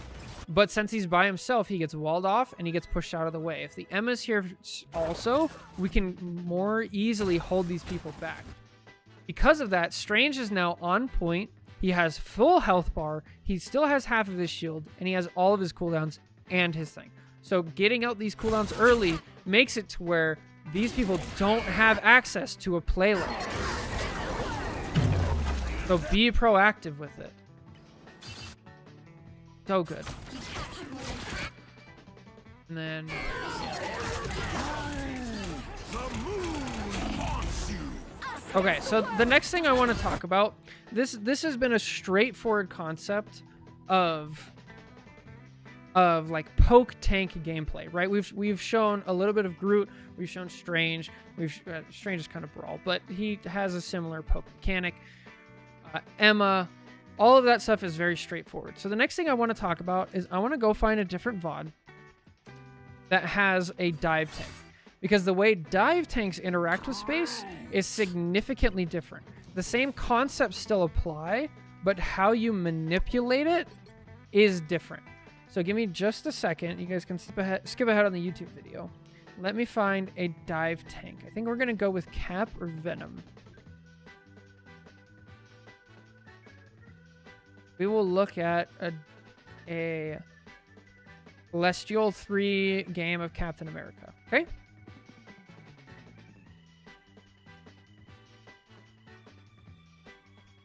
Again, this is just a random VOD. I don't know any of the people in these VODs. I'm just taking it off of the Rivals Meta website, the little tracker, okay? So let's see. But we're going to skip to Cap on offense, because that will be much easier to explain. Okay. So check this out. Oh, Lord, what a cursor. Oh, my Lanta. It's a Captain America shield. Okay, anyway. So if let's just swap for a second. Let's pretend we have Emma Mag, okay? Watch the Mag. The Mag is going to walk forward into the space. He's not losing any health. There's no pressure, so he can just keep walking. Now he's taking pressure. Now he has to use some of his cooldowns, okay? And now he's trying to use his threat, his primary fire, to put some threat on the back line and make them back up. He says, if you're going to stand there, I'm going to kill you, right? That's the standard stuff we've been talking about. Now with dive tanks, this is just completely different. Same stuff is still true, okay? Contested space is over here. Red controls this space very heavily. Green controls this space very heavily, okay? So what do dive tanks do? Dive tanks don't interact here, okay? If we go over to Cap, he's literally just going to completely bypass the front line, okay? And he's going to dive into the back line. What does this do? So if we watch, he did almost no damage, right? If we look at the amount of damage he did, let's see, we can actually probably calculate it. He's at 1,400, okay? 14,188, okay? He did about 100 damage with his shield throw, okay? Now, in a standard thing that we were talking about earlier, where Emma is a threat, if somebody's going to come in, she's going to do so much damage, she's going to kill them. If we look at that, you'll be like, oh, this guy didn't make any space at all, right? He was no threat. But what he did is he manipulated something called the attention economy, okay? So what he did is he ran over here, he threw his shield, and he dove back. And all that did for a couple of seconds is he pulled the attention of several people on the red team. Okay, so before he gets there, we have 1, 2, 3, 4, 5. This is something else going on. We have 5 people looking at the Mag. And look at the Mag's health. Remember we saw earlier the Mag was walking forward. He starts getting shot. His health gets chunked. He can no longer walk forward. He has to put up his shield and respect the space. Okay? The second the Cap gets involved, he throws his shield. Now both supports, at least one support, is now looking over here. I believe the Hela turned to look over here at one point, and he's pulling attention away. Now this Invis is no longer healing the Mag. And this Mag understands that's what's happening and immediately takes advantage of it. So this is the big thing with dive tanks, is you can do something like this. You can go into their backline and you can pull attention away. But if you don't have anybody to follow up on the attention or you die, then it's not worth it. The reason this is working is because the Mag walks forward. Okay? Cap makes just enough of a space, enough of a distraction for Mag to walk forward. And then now this Hela can also walk forward because nobody's paying attention to her, and she can get a pick, okay? This is how dive tanks interact. They interact in a very different way. They pull the attention away from the front line, and they jump into contested space. Now, things that you don't want to do in contested space, okay? You don't want to hang around. The only time you want to hang around in contested space if we're doing a full hard dive, and we can talk about soft dives and hard dives at some point.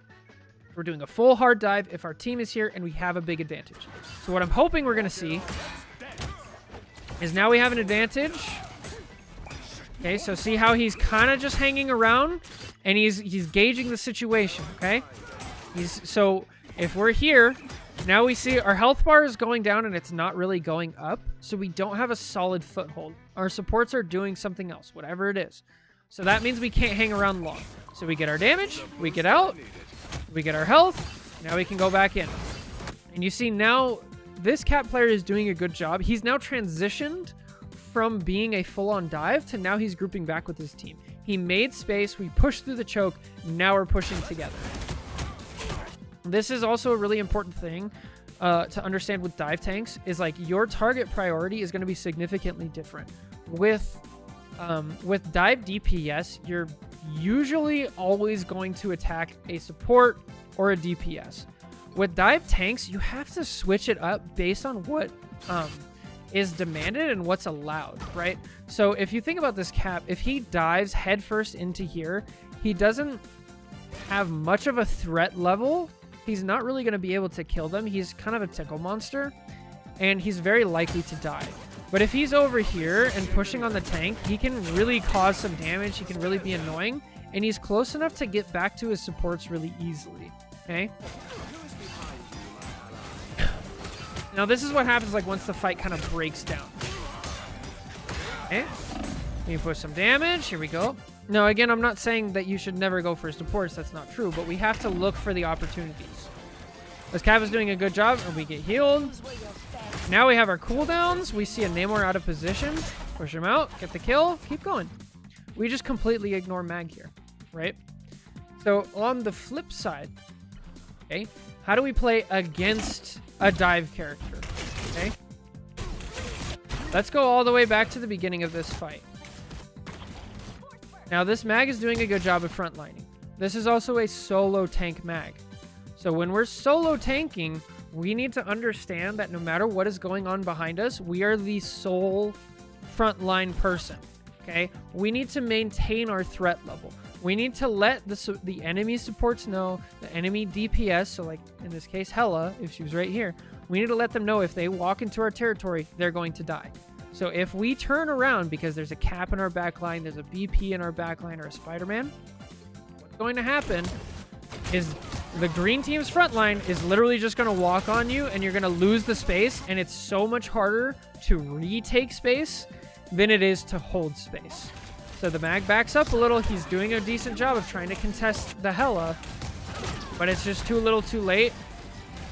We're not able to do it. But this is a perfect example, though. Like, the mag is holding the space. The way he's holding the space, sorry for the Discord notification. The way he's holding the space is Hela's trying to take it. He says, no, if you stay here, you're going to die. Now the Hela has to give space, right? This is just so important. It's so good to understand this. So let's watch a little bit more about dive and see if we can pick up some other things. The other like most important pulse, I've been using that a lot. Another really important thing about dive tanks to understand is how each dive tank needs to get out. Okay? So with Cap, it's pretty straightforward.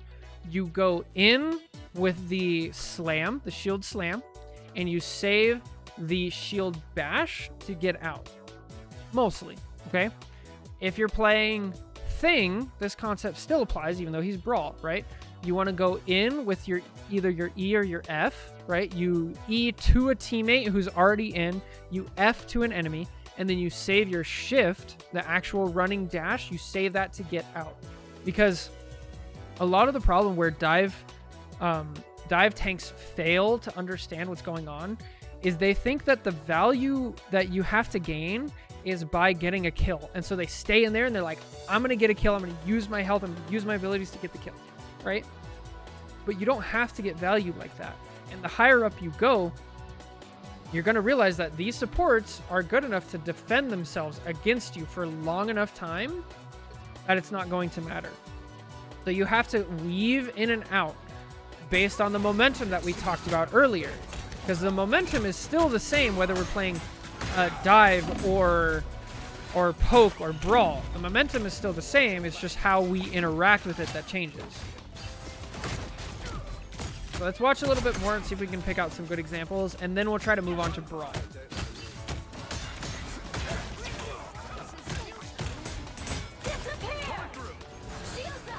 Okay, nice. So this is a pretty good example of like giving space a little bit. So he's pushing, he's pushing, he's pushing. We're getting out. Oh, something else I want to point out. I'll do that in a second. But we're making space. We're pulling the attention away from these guys. Now the mag is forced to turn around. As he turns around, our team is taking space. Like, this is a great example. We start losing our health. And so we're like, I need to get out. So we use our dash. Now they have a support ult. Now I really need to get out. But now we have a support ult. So it's like, okay, now the threat level's gone. I can actually go back in and be all right. Pick up a health pack and be fine and keep doing my job of pulling attention. Now, the other thing I want to talk about when we talk about alternative value, right? So the highest value you can get is getting a kill. Rarely happens. The next highest is pulling people's attentions away. The other thing you can get out is value of making the enemy use their cooldowns in a bad way. Like if you force a cooldown. So in this scenario, let's go back a little bit, right? Go back to what this Cap is doing when he jumps into the tunnel. So right here, it's a pretty neutral fight. We get the kill on Namor, so we have a bit of an advantage. And so watch what he does. He goes in with the mag bubble. So what did we see? We saw Cloak use window. Okay. Now we've seen Cloak use bubble. Okay. Now we've seen Invis use push. So we forced out 3 different support cooldowns. That's huge value. If you can see that in a game and be like, okay, I went in, I got a bunch of support cooldowns out. I'm going to get out and accept that I got some value. Hopefully our supports now have it and we can make a push, right? Same thing goes for support ults. If you can force out a support ult, that is the best thing that you could probably do next to actually killing the support. Because if you support ult in the wrong time, that's a really easy way to lose the game. Okay, now the fight's over, so we're just kind of cleaning up. We get the point. Killed it. Nice. Kill. Move on. And now check this out. Immediately, we're going to start taking space. Immediately. Doesn't matter if you're a brawl, if you're a poke, if you're a dive, you want to take the space early. It's so much easier to hold space than it is to retake space. Check this out. Again, we're paying attention to our health bar.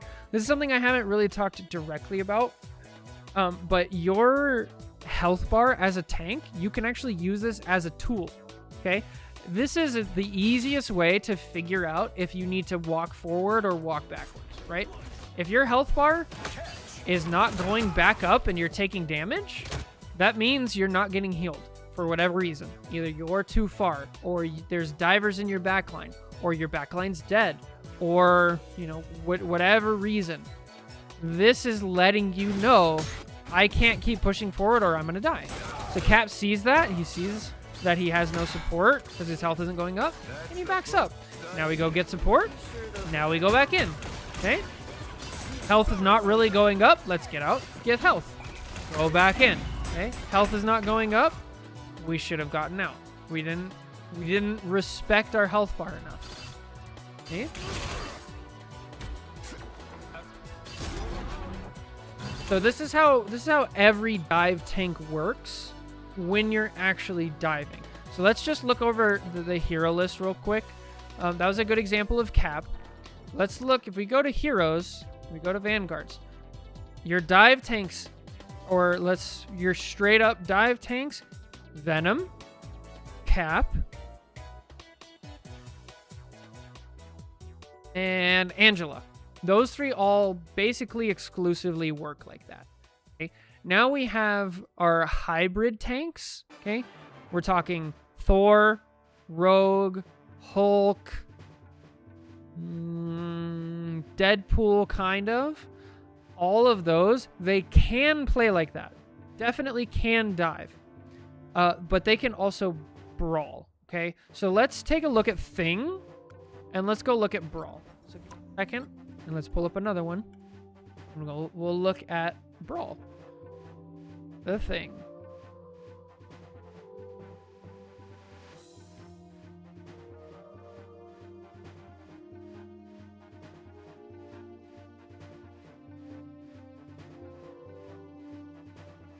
All right.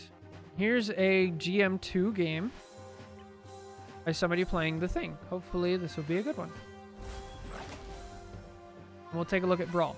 Again, a lot of these concepts, they stay the same depending on the character that you're playing and things like that. It's just how you interact with the space changes. Okay? Nothing is in the game. Miss it? They've been here the whole time? No, they switched up. Okay. Alright. So, now we're on Thing. I'm actually going to skip until we lose a fight. Or either lose or win a fight. We want to start from neutral.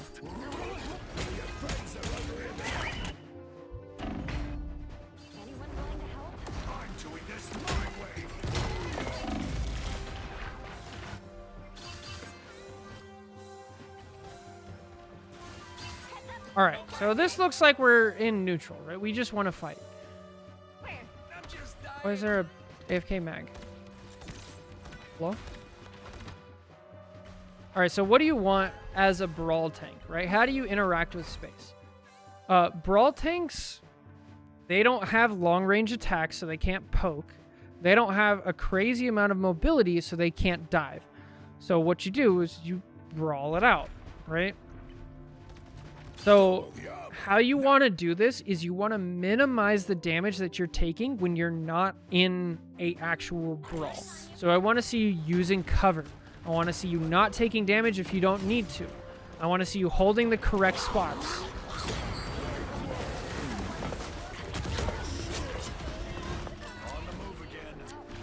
This might not be a good VOD.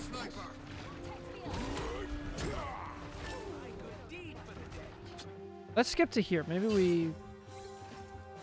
Okay, we're on Thing on attack. All right. This would be hopefully better. Okay, so check this out. Already, we want to minimize the damage we're taking, and we want to close the distance. We want to find a way to close the distance without making ourselves stranded there. So remember earlier I said we want to use our E and our F to get in. That's these two abilities. And we want to save our shift to get out. Because once we're in there, it's really difficult to get out. So this is not a good job of like minimizing your damage. It is a good job of respecting the health bar and be like, well, I'm not going to push in, okay? So now we want to just shoot what's available. So let's talk about like space. Let's talk about space here, okay? So we have contested territory, we have green team controlled, and we have red team controlled, okay? So Thing jumps into contested territory. How do we force people out of territory? It's by being a threat. Now, Thing has a decent enough matchup against Mag if he can get close. Once he gets close, it's like, it's really scary for Mag, okay? So the Mag has to use his bubble. He already used his shield. Now he's backing up. And the enemy supports are dumping a lot of resources into the Mag just to keep him alive, and it wasn't enough, okay? So this is what you want to do on Brawl, is you want to find a way to get in close, understand where you need to go, and then I would not recommend playing like this. I like what this person is doing. I just think the way they went about it was incorrect, right? We don't want to charge in with our shift because that leaves us stranded in a way to where we're going to die, right? We really lucky we get bailed out here. By all manner, like we should be dead. So with Brawl basically you want to like shorten it down and you want to anchor down in a corner until there's momentum enough for you to push in. You want to minimize your damage until then and like really capitalize when there's a time to go, okay? Let's see. We're playing it slow. We actually got a pick, but our Ultron's down, so let's just play it slow. Our Penny's doing a good job of taking some space. Let's push with them. This is such a good example. So Mag is trying to hold the space against the Penny, right? Why can't he hold the space? Because he's not a threat. The Penny can literally just ignore him because he can't kill her. He just can't by himself. Like, if you see that opportunity and you're playing any tank, it's like, hey, they can't kill me, so I can just walk forward, right? I think Thing does the exact same thing, and he's like, oh, they can't kill me. But then we don't realize, like, no, there's a wall behind us. There's no chance our supports can heal us. There's no chance we can even use our shift to get out because we already used it, right? We really have to understand that, like, push and pull and how we interact with it. You're halfway there. Keep going. I'm sure there's a lot more concepts of tank that I can talk about. I can talk about this for hours and hours.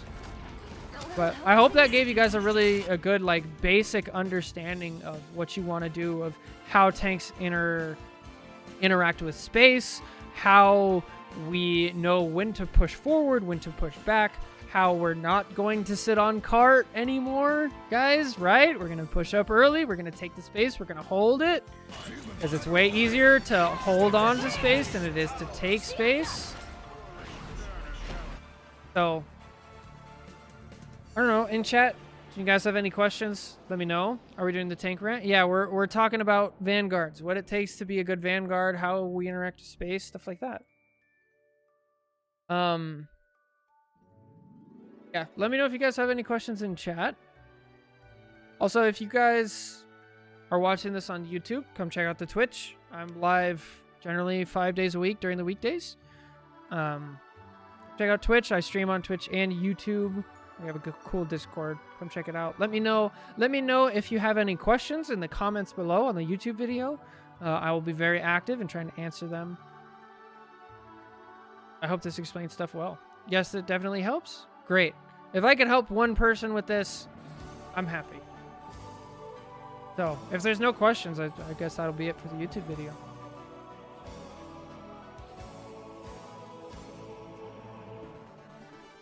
Yeah, I think that's it.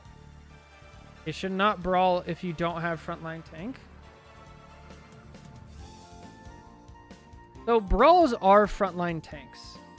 So, I guess we haven't really talked about how each one's interact, right? See if I can talk about that succinctly.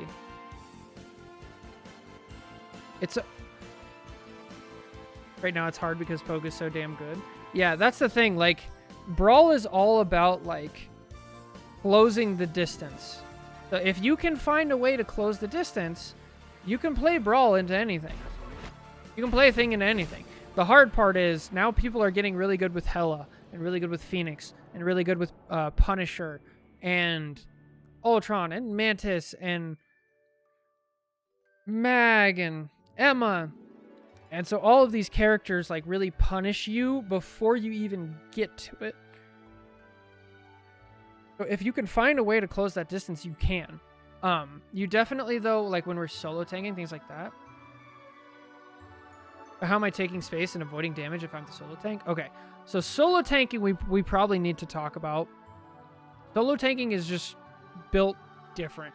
Solo tank is really hard in general in this game and every game because a lot of your responsibility comes down to it. A lot of the game's responsibility comes down to you and what you can control, right? So if we look at all of the examples we've used earlier of, like, denying the enemy space or taking space, it's based on your threat. So if you're solo tanking, you still need to find a way to be a threat, but also hold the front line down.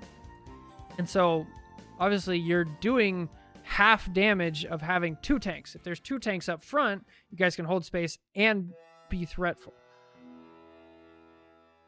So if you're in a situation where you're forced to solo tank, what I would do is I would try to find the spot where you can both be a threat to the squishies and push them back, but also not let your team get run over.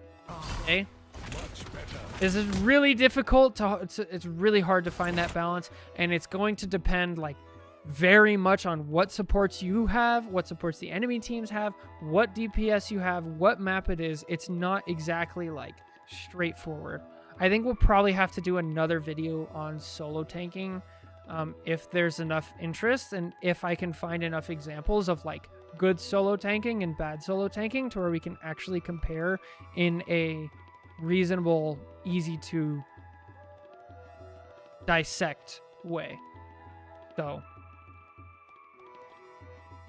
solo tanking's hard, is what I'll say. Solo tanking, you just want to find a way that you can still make progress. So what I would do, the very short TLDR of how I would play it if I'm solo tanking, is I would actually just try to make threats on the enemy team and try to hold the front line. If I noticed that we're just getting run over on the front line, I would actually just give the front line up. I would go play a more versatile tank instead of a straight up poke tank like Hulk or Thor or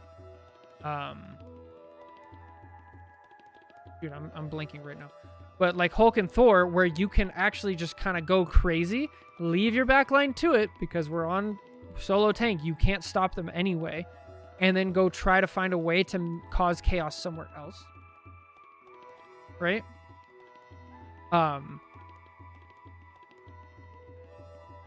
But Mag probably is the best solo tank in the game at holding the front line. What I said only applies if you can't hold the front line. Well, on console, people are going like triple support and triple DPS. That's why I asked. Yeah, those need to be a topic for another video. I think that's kind of outside the scope.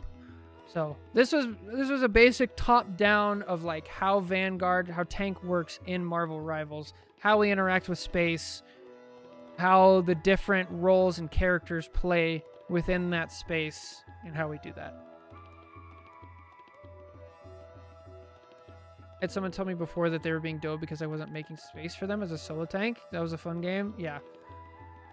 It's tough. It's tough because, like, again, how do we make space? We have to be a threat, and we have to force people out. If we're solo tanking, we don't have that capability by ourselves a lot of the time. So we have to find alternative ways of making that space. Also, if we're playing support, we're playing DPS, and we realize that we only have a tank, there are things that you can do to help your solo tank make space, right? And so in this example, we have a mag here, right? Let's just assume there isn't a ult, a Sue ult going on right now. We have a mag. If we had a DPS over here and they were putting pressure on the support and pressure on the DPS, what that's going to do is, again, it's kind of like the attention economy. These people are going to look at the DPS. Maybe they get a pick, maybe they don't, right? But if two people over here are looking this way, now the solo tank mag has two less people looking at him, and that can really ease the pressure. Okay? Especially kiting. Yeah, kiting's so important. It's so valuable. Do some damage, kite it back, and then find the spot that you hold down in. It's so good, especially on payload. Which tank? Yeah, I mean, that'd be nice. So, okay. That's it for this YouTube video explaining Vanguards. Maybe we'll do another one like this in the future if you guys like it, for Strategist, for Duelist, for solo tanking. So let me know if you guys like it. Yeah. Take care. God bless. I'll catch you in the next one. Bye. How long was that? I felt like it was really long. Was it? 51 minutes just talking about tank. Nice shot. That's a lot.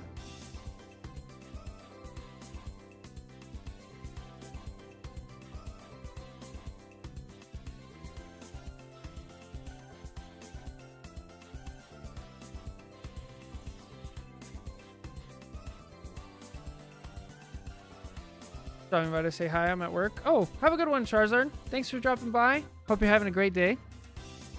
Good luck at work. Hope it goes well. Let's see. So we just went on the what do we call this? The tank talk. I should probably actually name this something relevant. I should say like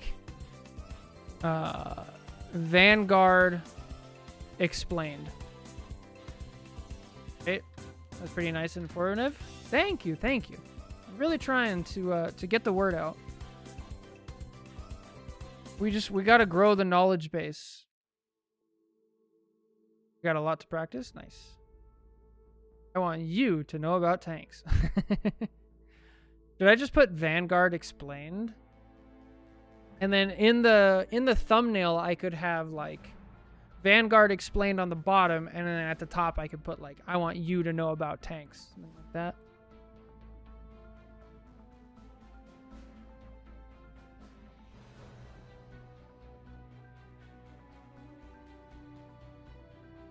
Cat poster. Oh, that's good.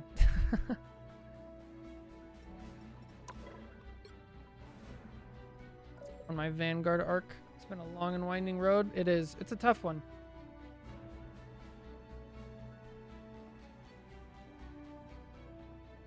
How do you guys think that went? For real though. Was that useful? Do you think like the method worked well of just like going over a VOD and trying to draw on top of it and showing like examples while we're going? Really well? Okay. Like it a lot? Okay.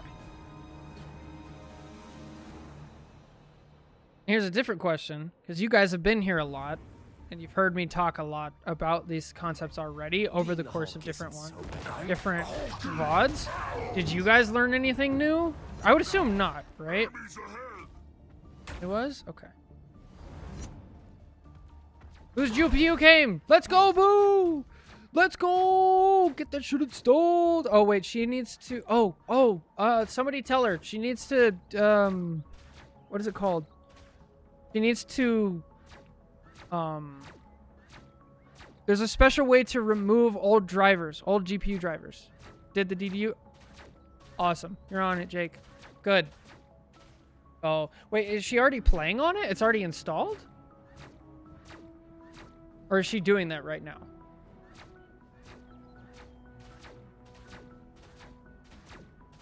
Yes, it did. No, not yet. Okay. As long as we know about it. I got it ready for work. Okay. That's fine. That's fine. Casting. Yeah. Focus on work. Rivals can come later, right?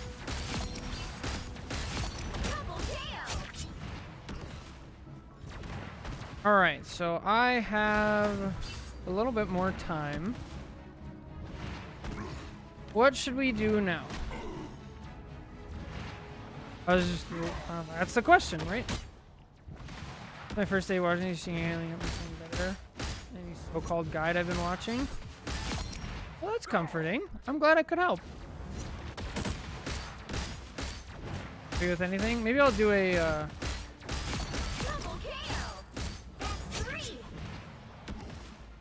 I'll do another poll.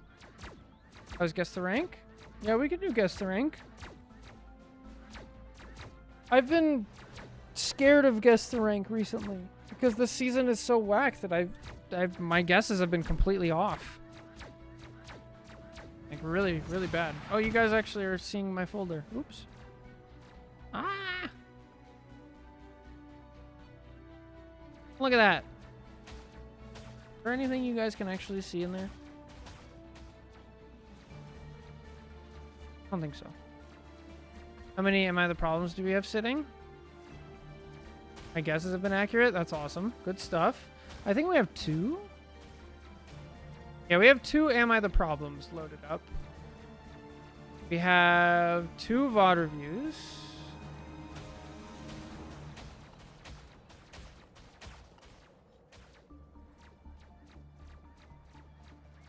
You can see your folders. My bad.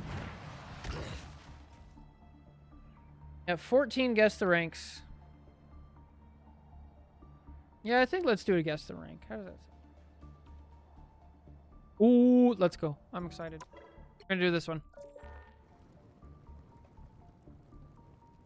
really hot. Why is it so hot?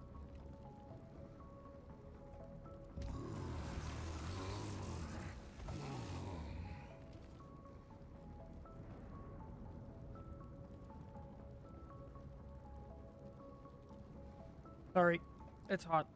I'm freaking out.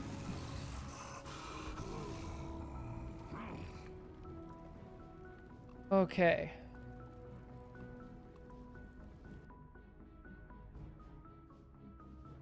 Match replays. You're of course biased, that's okay.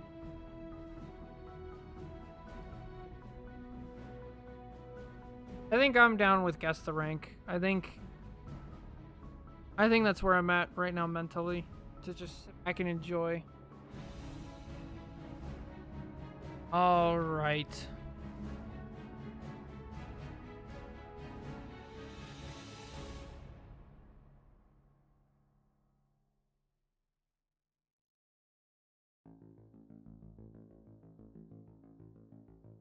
There we go.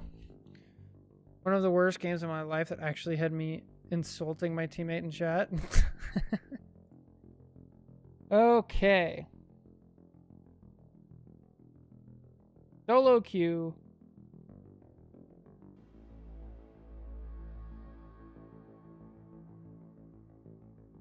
I have a feeling I know who this is, but we'll go ahead and start.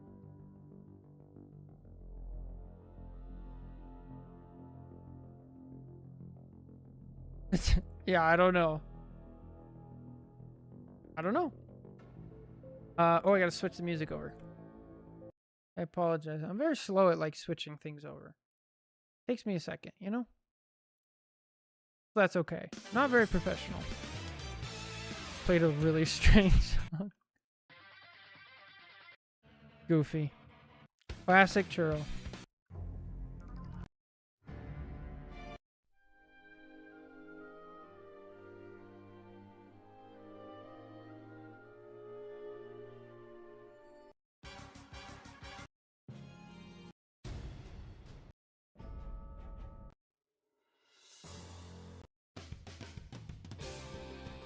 Oh, I love it. I love it.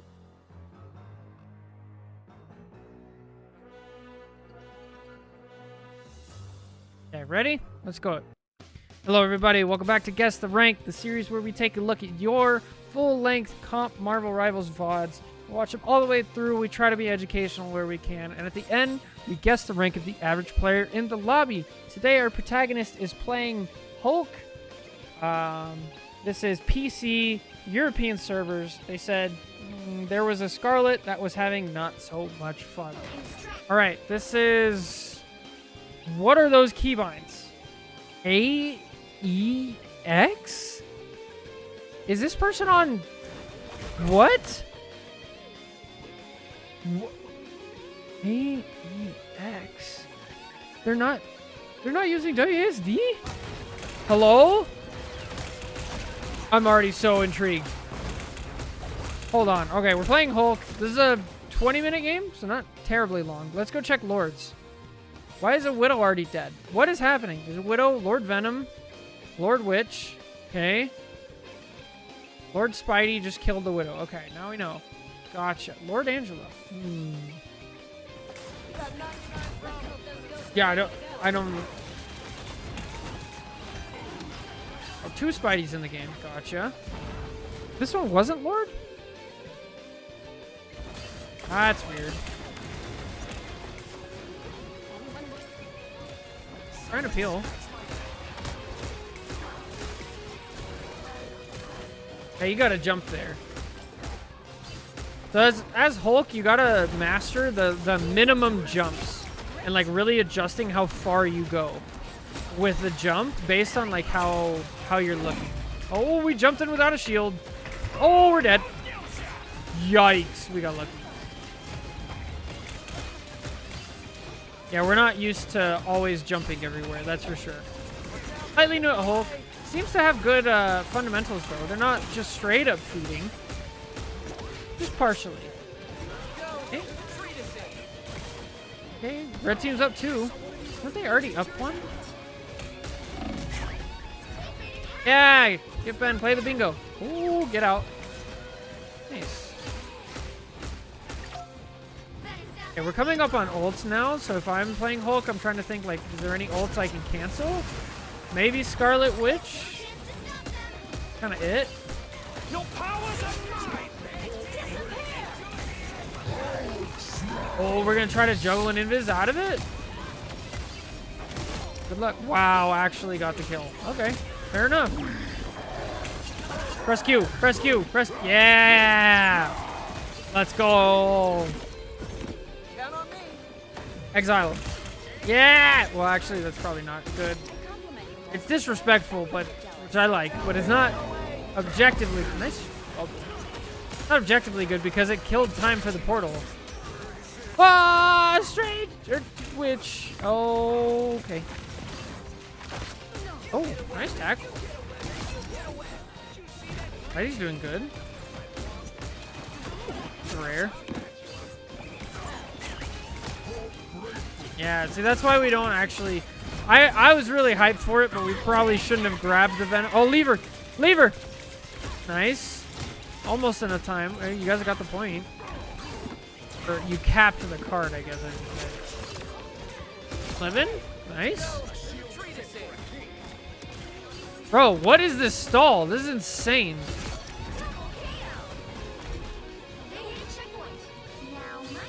Alright, okay. Let's check out Angela. Angela will probably get us some good info, right? I hate to admit it, Rage bait the enemy team to win. Yeah. they look like they mean business. For the name one? Okay, we're already seeing the animation canceling. That's good. Able to track a Scarlet Witch through the fade. That's probably high level. Nice. Doesn't look like she's feeding so far. We're looking for ult. Oh, there's Loki runes. Okay, here comes big Angela ult. Oh, especially now with the Namor and the team up. No, we're not. Okay. We're going for assassinations instead. That's fine. Oh, Hulk ult. Oh, Hulk ult. Hang on. Hang on. Kill issue on my part.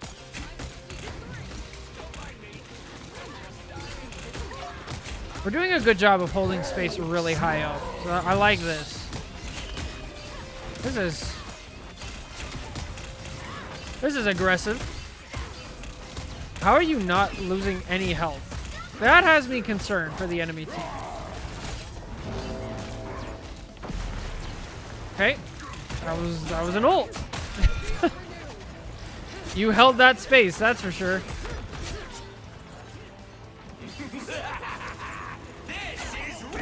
Doesn't go for the clones. Nice. Yeah, this person knows Angela for sure. I mean, you can say they're Lord all you want, but okay, that was abysmal. That was one of the worst Angela ults I've ever seen. Bro, the commentator curse is so real. What? No. Alright. Let's watch some Spidey gameplay.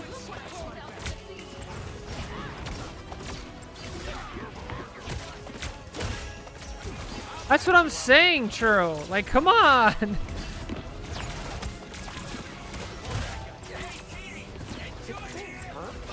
That's a rocket ult, now that both Hulk and Angela are dead. Okay.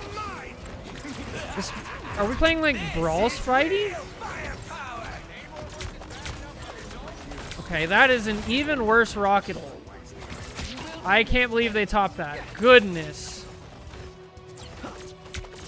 Okay. Alright, let's watch Strange. I wonder if we can learn some Strange. Oh, somebody's capping the point. Angela, forcing him back. Nice. Very good. No C9. Good. Again, knowing the animation cancels. It feels like a lot of people in this, in whatever elo this is, they know their characters decently well. We're seeing some really shaky ults, which lowers the elo ranking for me.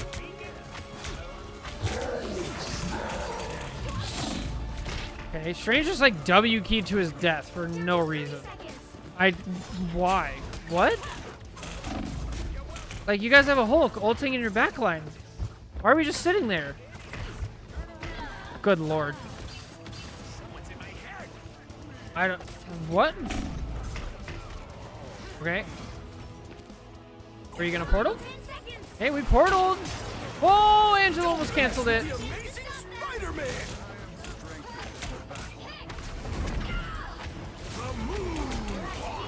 Good Moon Knight ult. Not a terrible rocket ult. Positioning could have been better. Here, you want to put the rocket ult up top for sure. Like, get it up and out of the way and around the corners where people can still help.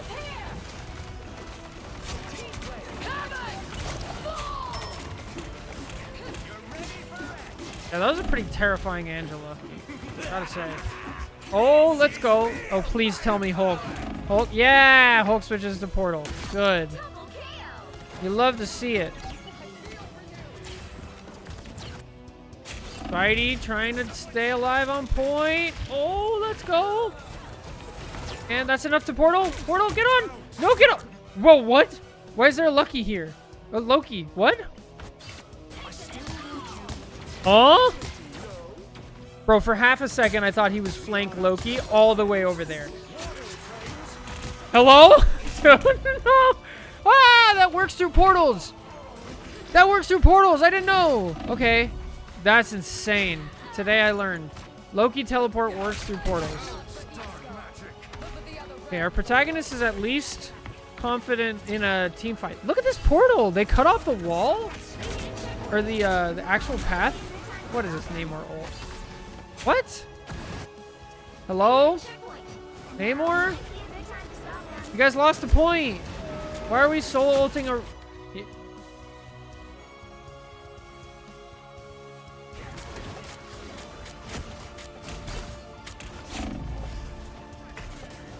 Alright.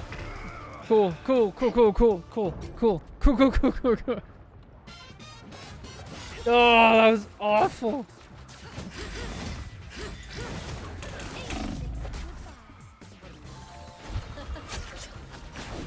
Classic Scarlet Witch. Doesn't seem like she can aim very well. Hence the Scarlet Witch. Is actually using the right click. Okay, that's better than some of the Scarlet Witches we've seen recently. Yikes. Don't mess with the amazing Oh. Spider-Man. Let's see, are we just gonna like throw the stun? Yeah, see, they know that the stun button exists, but they're not saving it for anything. There's a Strange on the enemy team, there's a Bucky, there's a... It'd be really nice to have a stun! Yeah. You hate to see this. Oh, a Mantis! Bro, these rockets just throw their ults out for anything and everything, huh? Yo, a Mantis that presses damage boost. Let's go. Okay, we're still not using enough leaves, though. We're sitting at 4 leaves. I hate this. Walk forward and heal. Thank you. 4. Nice. They actually know the timing. This is good. Our protagonist is playing Hulk. Oh, that's it? Yeah? Oh, you guys are still living.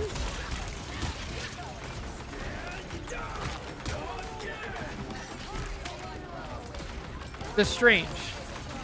No, our protagonist is playing Hulk. Yeah. They're the one playing Hulk with not using WASD. Go look at Mantis's keybinds. What? A and E. What is happening? What is with these keybinds?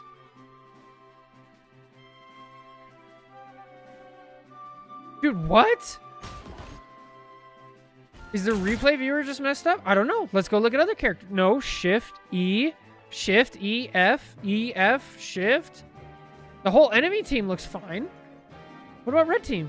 This one's fine. E. I don't understand. MOBA mouse? But even with a MOBA mouse, you wouldn't use A, right? Small. Okay, I don't know enough about MOBAs. So maybe that's all it is. What? Okay, I am completely lost. Normally in these, like, we have a pretty small, well-knit community, and I can kind of pick roughly who it is. I have no idea who this could be. I have no clue. I have no idea. The current score is Why is somebody already dead? 2-2. Okay, let's see how we play Hulk on defense. Don't get that vehicle to Okay, its destination. don't stand here though.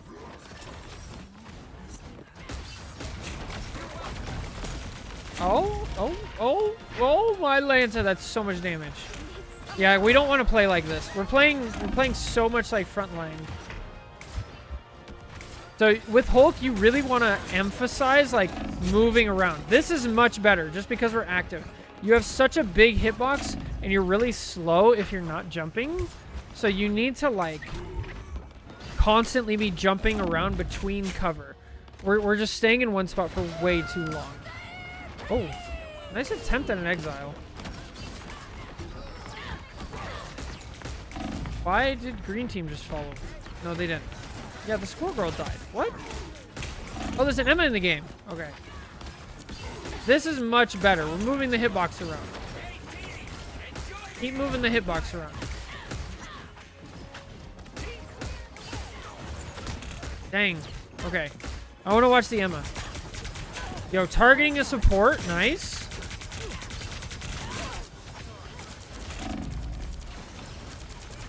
Using our shield well. Okay, put the shield away. It broke. That's not good. Her can be shredded. Yeah. Not good. Oh. Oh, speaking of... Wait, where's this rocket all? I need to see it. Please tell me it's not right where everybody can see it. You know, if they put it here, literally nobody on the enemy team can shoot it. But... Whatever. Amazing. Squirrel Girl gameplay. Who's in the back? Spidey? Oh, Hulk was. Such an amazing tree. Don't mess with the amazing Ah! Spider-Man. That Spidey ult came out of nowhere. Wow, that actually hit. I cannot believe that hit. The vehicle reached a checkpoint. Keep up the momentum. Okay. Oh, good pull by the Invis. Terrible. Terrible from the Squirrel Girl. Get him, Hulk. Get him. Oh, yo, we got the Monster Hulk B-hops. Let's go. That saved our life.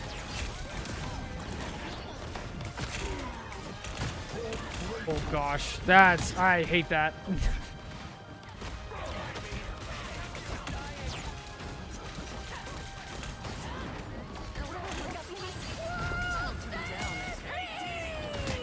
Way to jump up and out. Nice, nice. Who have we not really watched too much of? I don't think we've watched much Rogue. Oh, it's fat. Oh, Scarlet Witch ult doesn't do anything. Yeah, shocker. Oh, we're on triple support on red team. I just noticed. We lose one fight on red team and we go triple support. Rogue does not care if she dies. That's fine. We're trying to put logic onto a rocket. I don't think that's very wise there, Churro. Moon Knight, already have our ult, but still throwing stuff anyway to help supports get their ults. Nice. Nice. Not waiting for the team to walk in, so they split up, but then the team self-splits up anyway. Whack.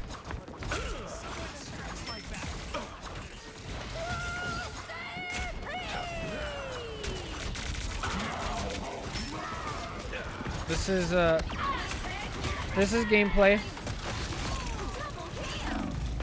I cannot believe. Ah! I cannot believe you're alive there. Exile her and run. No, don't hit her! No! Okay, one of my favorite things to do on Hulk is actually just to beat up on Strange and get him to jump, and then you tackle him out of his jump. It's not as consistent anymore because of the jump change. Oh, she gonna ult. Nice. Good tackle. We didn't get to watch too much of the Emma. Not a bad ult. I like this ult.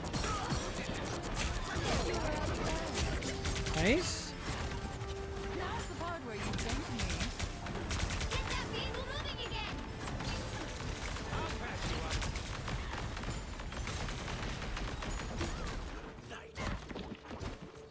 So far not bad. I'll take it. A little help, please. Okay. Poor girl just walking into Moon Knight spam. Again, Moon Knight spamming when he has ult shouldn't do anything, so we shouldn't do it.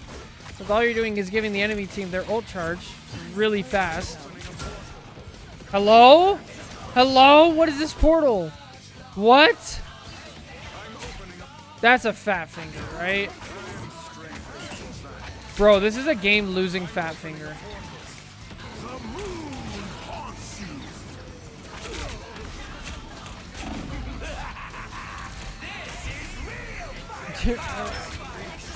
Oh, get him!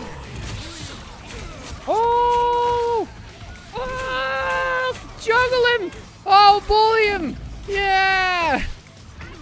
Holy, dude, that Strange got bodied. His whole wait, what?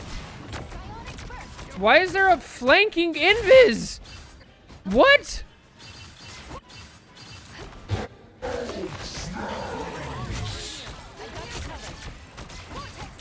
Dude, Invis just says, I don't care about my team. I'm literally just gonna go 1v6. Let's go. Alright, we got... What? It's working because of the Squirrel Girl and the Rogue. Yeah, you're right. There was 2 Rodent ults just on point for no reason. Oh, what a pull. Almost worked. Nice reactions. Oh, portal?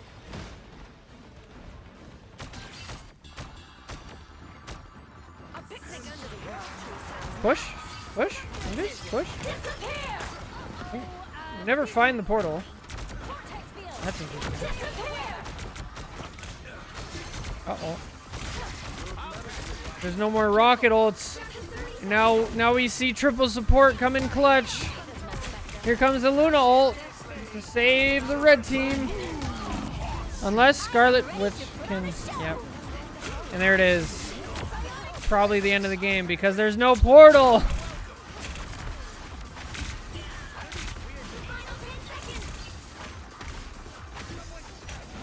Bodied. Yeah, kill that Luna. Oh, what a game. What were those rodents doing? Indeed, that was disgusting. All right. Manage prediction. Start prediction. You guys got 30 seconds. No, I'll do 1 minute. You got 1 minute. Get your Twitch chat predictions in for a chance to win Cub Cash. And I don't know, just bet it again, I guess. I haven't figured out what we're doing with it yet, but it's fun. Yeah, what a game. So for our Hulk protagonists, the only thing I'll say, like, to try to be educational is, again, I want to emphasize, like, how important it is to, like, constantly be moving and jumping. There's a lot going on with Hulk at all times. You want to be jumping in between cover, in between, like, threatening a dive, threatening a front line, threatening a peel, and always moving around, like, minimizing the damage you take by doing that. If you're a Rocket player watching this, please, please, please put your ult out of the way. We gotta stop putting rocket ults, like, right down main. You're just gonna blow up. Like, if you're playing Moon Knight and you already have your ult, stop shooting. You're just giving them ult charges. Right? Like, please. Okay. I don't know. I've been so wrong all of Season 6 on my Guess the Ranks that I have no sense for this. I'm going to say Diamond. I'm going to say Diamond. Okay? I'm not going to say any reasoning. I'm just going to put it. I'm not going to think about it. Gut feeling. It's Diamond. Here we go. Oh, let's go. It was Diamond. Oh, we're back on track. We're back on track. All right. Thank you so much for watching. Thank you so much for submitting this VOD. That's it for this episode of Guess the Rank. Thank you so much. Take care. God bless. I'll catch you next time. Bye. We know who it was? You guys want to see? And then we gotta come up with the title. It was, survey says, I don't know who this is. Unless this is actually Jake's alt, right? Somehow better at early season guest rank than late season. Nice. Managed prediction. It was Diamond. No, that's someone in our server? Oh, nice. Yo, awesome. Coded name. Another me. Oh, that was a good Hulk.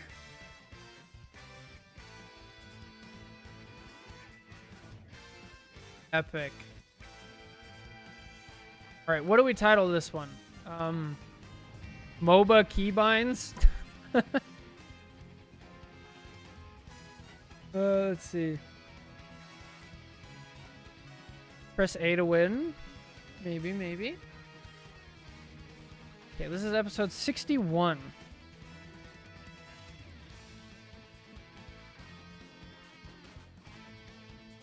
MOBA keys is good too.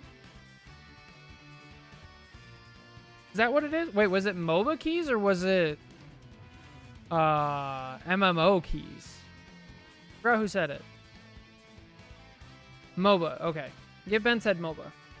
MOBA mouse is what they said. Rogue rodents. Oh, that one's also really good.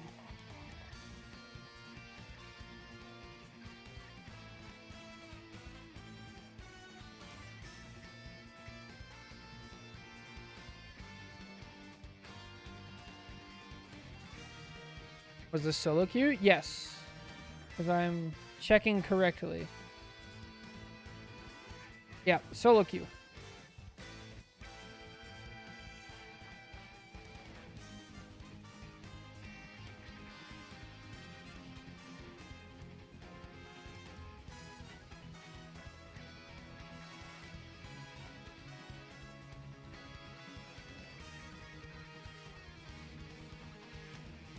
There was just coincidentally a teammate with an A key. Yeah, that's pretty wild. I don't understand how that works. Somebody needs to tell me how like MOBA mouse works, because if you're not using WASD, what are you using? Like, what? How does it work?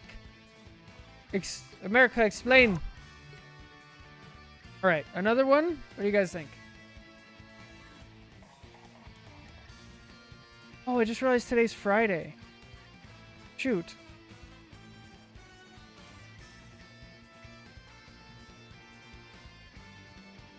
Yes, please? Okay.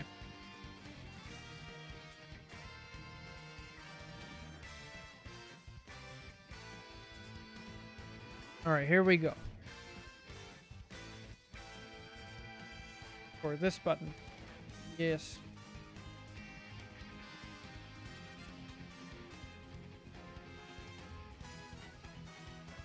All right. I almost clicked on that and revealed the name. That would have been bad.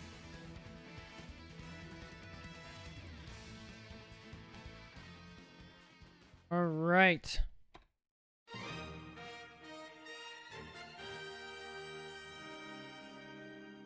Okay.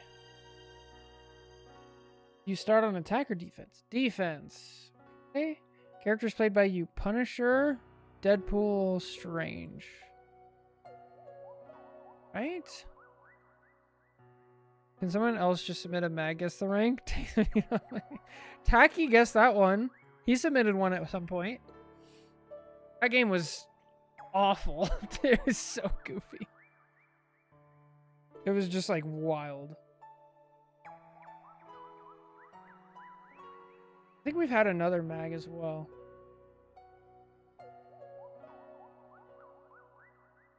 Ooh, another Hulk in the game. Nice.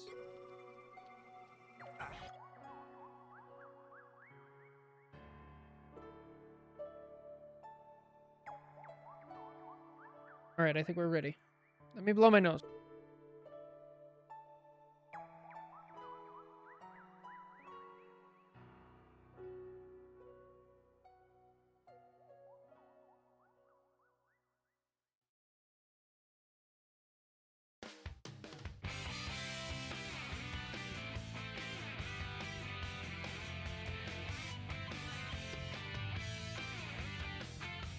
No, you're fine, Nolo. All right.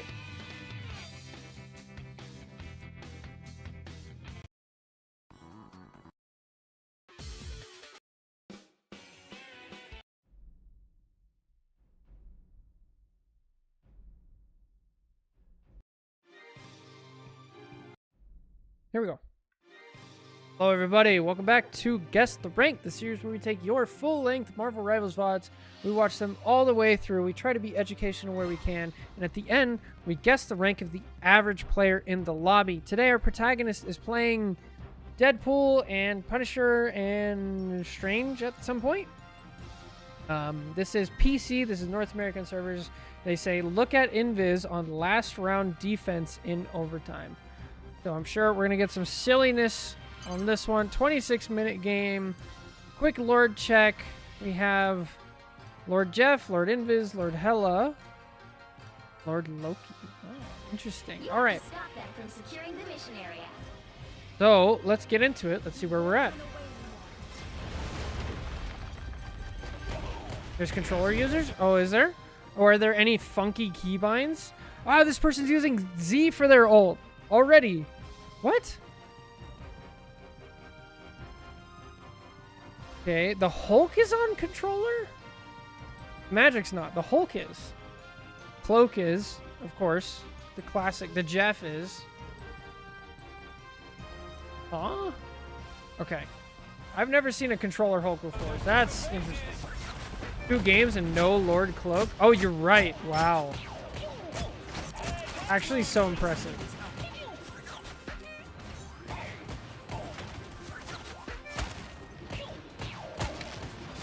Oh boy.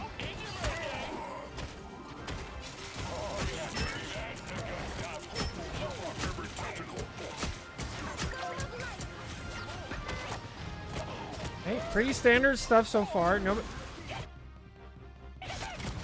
Huh? What?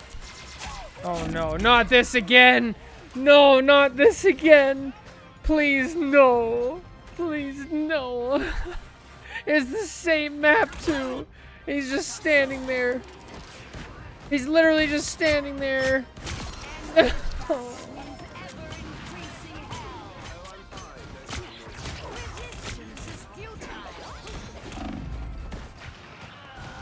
Brain AFK healer is the saddest thing to see. Nobody tell Mord. Nobody tell Mord. She doesn't need to see this. Okay. Why is there upgrade 3? Hela should have just left after that kill. Yeah, I agree. Still works though. Oh, we went from Hulk to Squirrel Girl. Now we have no tank. What? Why do we have no tank? Hello, green team? Guys, this Groot's just gonna walk all over you.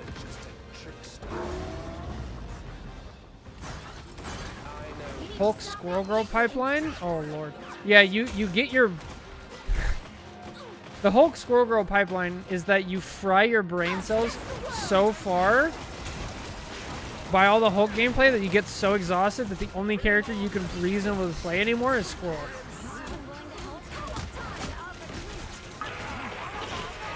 Yep, we got Fortnite building skills. Hey, Groot!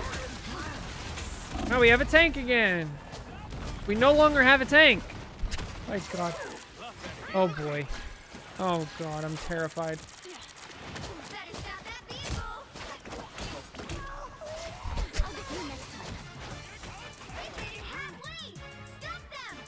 Alright, who's ready to see a flanking Squirrel Girl ult the spawn? Actually gets a kill. Oh, Namor. Namor, you can press shift and be fine. Oh, we broke the bridge. There's still a chance to stop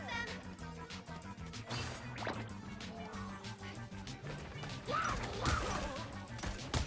I don't think I've ever really seen a full-on squirrel flanking plan.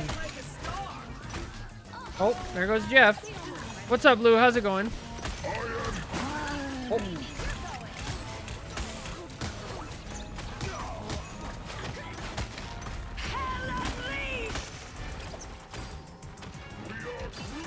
I don't... Oh yeah, baby. Hope I make the cut. Okay, Torch is literally AFK. Is this peak Torch gameplay? AFK around the corner? It gets a kill, but I mean, there's points right there. Like, touch the point. Bro, what's happening? Why is he standing still? He's not moving. Okay, thank you. Mylanta. The human cooldown. The human still warming up. Embrace the light. Glad to help. Ready. This is a character that I still don't understand. Oh. That's a Namor ult. Why are we fighting out here? We're like in their spawn. Groot, okay. Gets punished for it. Nice.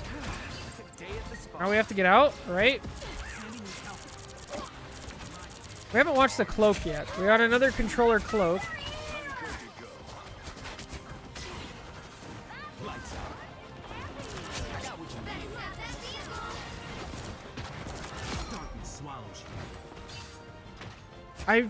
Bro, I don't understand how red team is not just walking all over green team.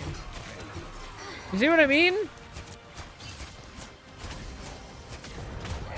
Okay, now Groot wants to frontline in the right spot, but it's too late because his team's already dead.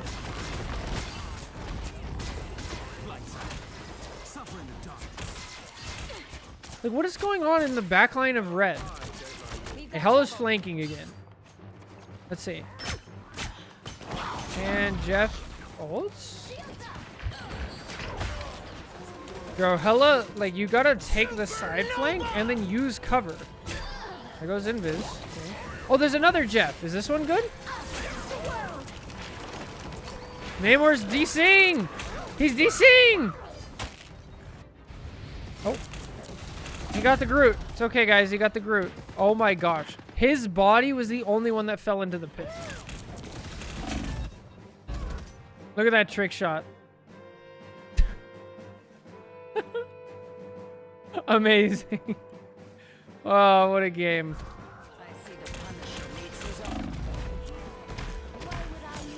The other opening? Yeah, you're right. You could just go right here. You can go right here. That's such a good point. Okay, let's check in on our protagonist. Playing Punisher. Doing all the right things. Why is our Groot ulting in their spawn? Not getting anybody? Okay. With no follow-up. Punisher making the best of it, right? Yeah, that doesn't work on, you know, he's CC immune or something.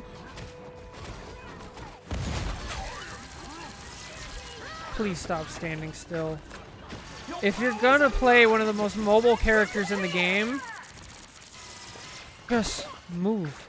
Like, a little bit. Stop standing. Just stop. Ay, ay, ay. I don't think we've watched Namor yet. Is that right? Namor taking an angle, getting some high ground, putting pressure on the torch. Hey, this is good. This is good stuff. I don't know. I don't know why red team hasn't just like oh, ult! Ult! You have it! Bruh.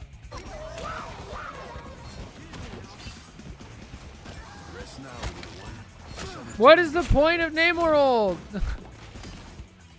What are we doing? Oh gosh. Maybe this is why. Okay, let's look. Now we have attacking Punisher. Let's see. Green team has plot armor. They do. Dude, I don't understand. Okay, Punisher just wants to stand still, right in a doorway. Nice.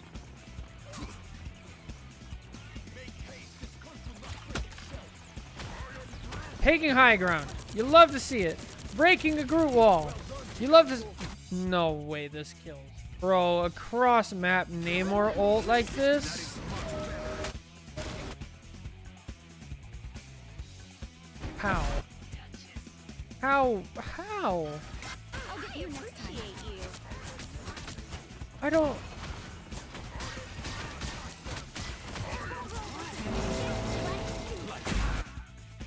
I have no awareness.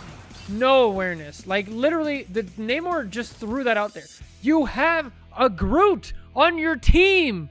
He can hold all 5 people, all 6 people on the enemy team in the same spot. And then you press Q and you kill all of them. Like, what?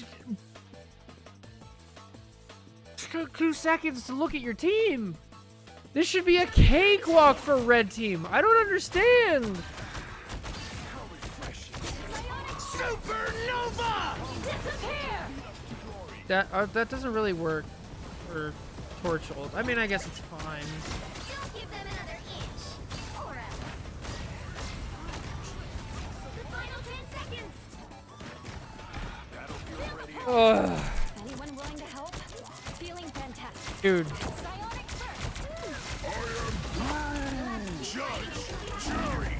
first.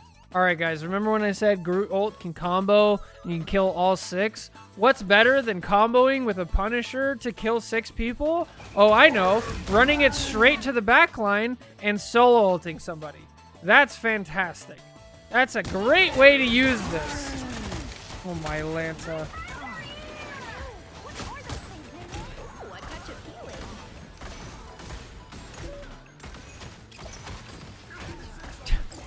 This is just awful. The fact that it's...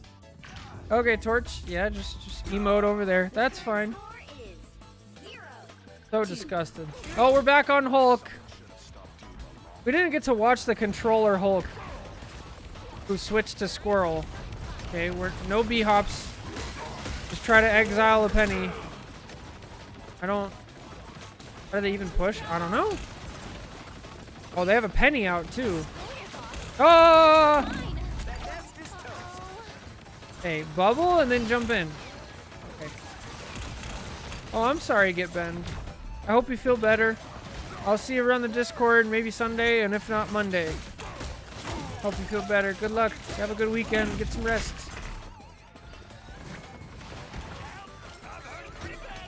We're gonna play Hulk. You gotta jump.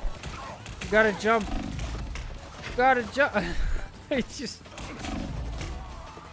Bro just like walks towards the enemy team. What? Oh! Oh, there he is! Oh, that was crazy.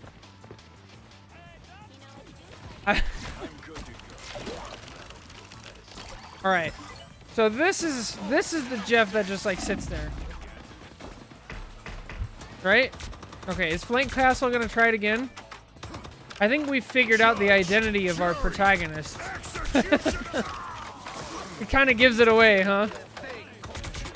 You know, the Lord Punisher with the skin, going on flanks. I don't know what keys Omen uses. That's very true. But he also uses that Deadpool skin. So I think...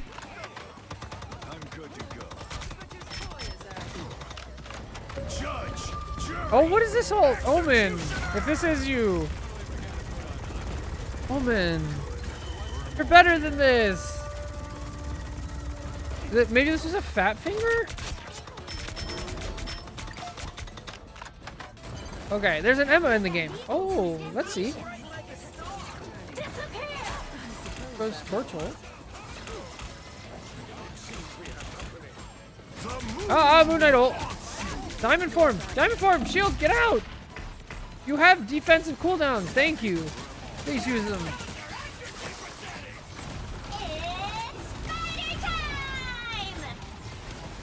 I want to make sure we are watching the correct Punisher. Yeah, we are.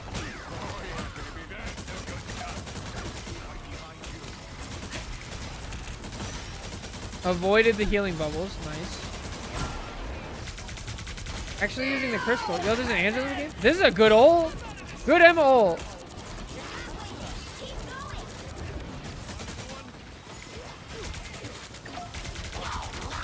Uh-oh. Diamond form. Diamond form. Diamond form! Diamond form! Still no diamond form. Okay. Okay. Okay. Denizens of the deep. Oh, yeah, you get him, Namor. Now that your whole team is dead, now you go in one-on-one. 1v6, you got it. Wow. This Penny is literally just taking spears to the face. Look at all this ult charge that her supports are getting for nothing. Okay, and Namor has his ult now. Is he gonna use it? Or is he just gonna, like, randomly throw it again? No, wait, that was the other Namor. This is a different Namor, right? Judge, jury, executioner. Oh, yeah, he's just gonna throw it randomly. What is the point? You have no idea. You have no idea what's in here. Bro. There's nobody even in here. What? What is this support ult? What is any of this?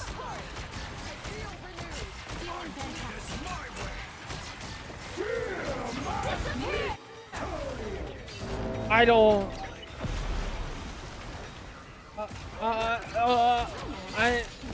Okay. Deadpool ults the Angela, and then she just spams the axe anyway. Okay, she tries to CC a CC immune Punisher. That don't work.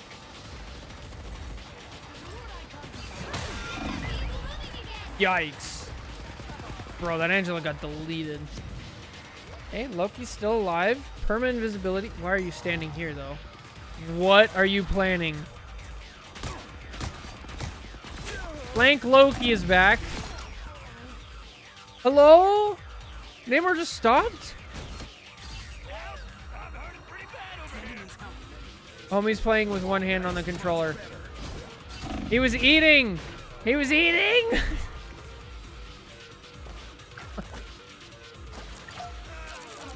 What? What? Just what?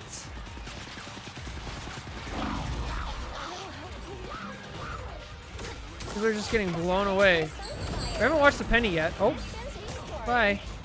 Bye, Penny.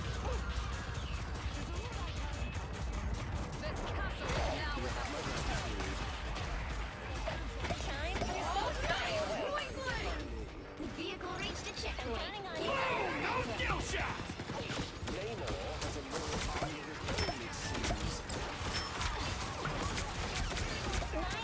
Alright, what's...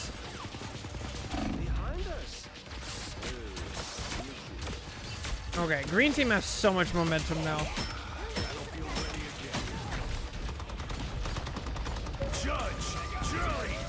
Alright.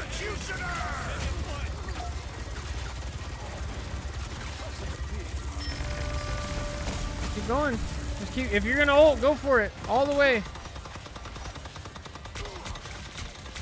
Wow, you can actually hit his hairline. I think that's a paid Punisher skin, but I can't vote for certain. I think it is.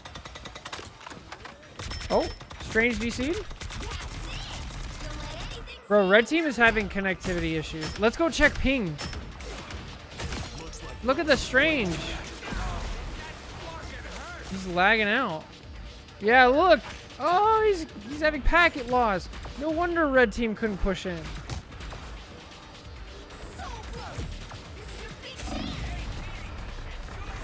He's struggling so hard.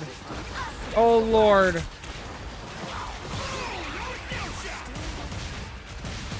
Oh. Yikes. This looks so unplayable. Packet loss is so brutal.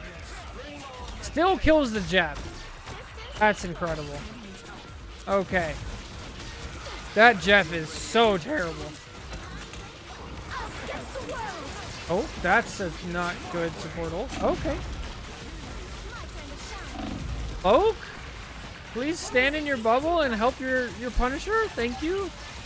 Is the Punisher solo queue? I believe so, yes.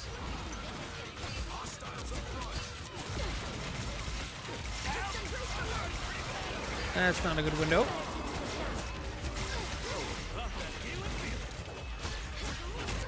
Namor flanked and actually ulted something.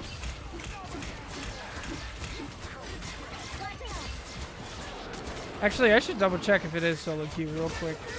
Yeah, it's solo queue.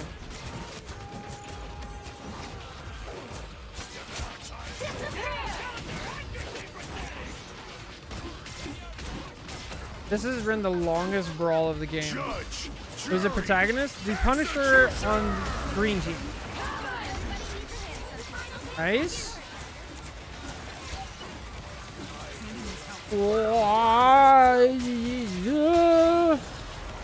How is nobody shooting at the cloak at all?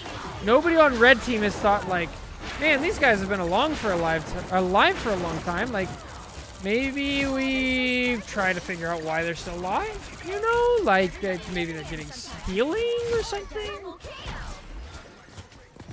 Yo, our protagonist swapping to Strange for Portal. Let's go. 3, 2, 3.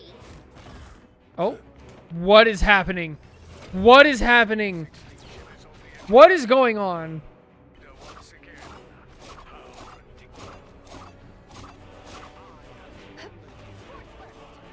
Psionic burst.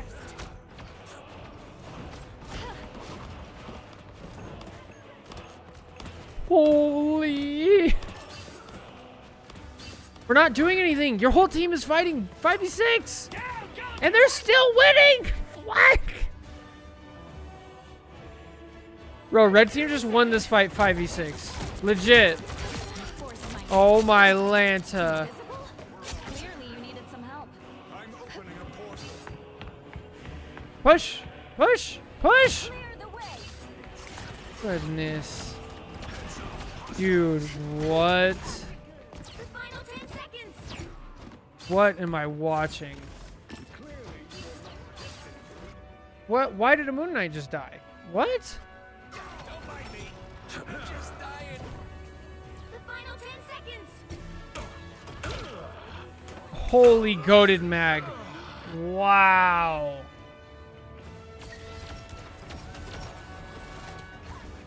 The final 10 seconds. Yo, the goat. Let's go. Let's keep fighting until we have a winner. Wait, the Jeff came alive. Look, he's playing. He's not just standing there. He woke up.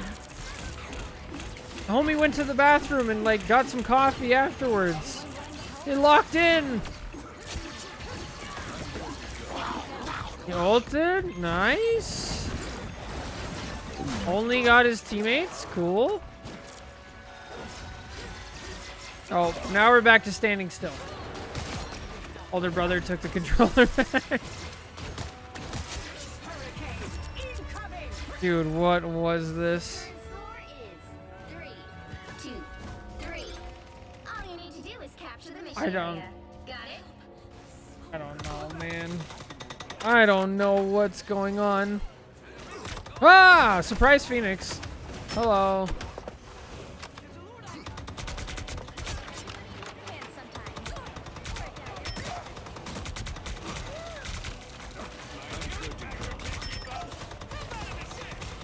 Doing a good job of clearing out Loki clones. That's good. Squirrel just gets 3 kills. How does Squirrel get 3 kills? She flanked! It's the flank Squirrel. How'd she get here? Hold up. We gotta watch this. Hang on. Was this the Invis player? This was! They're Lord Squirrel. I had no idea this was a thing. Chat? How long has this been a thing? Hello? I know nothing about this game.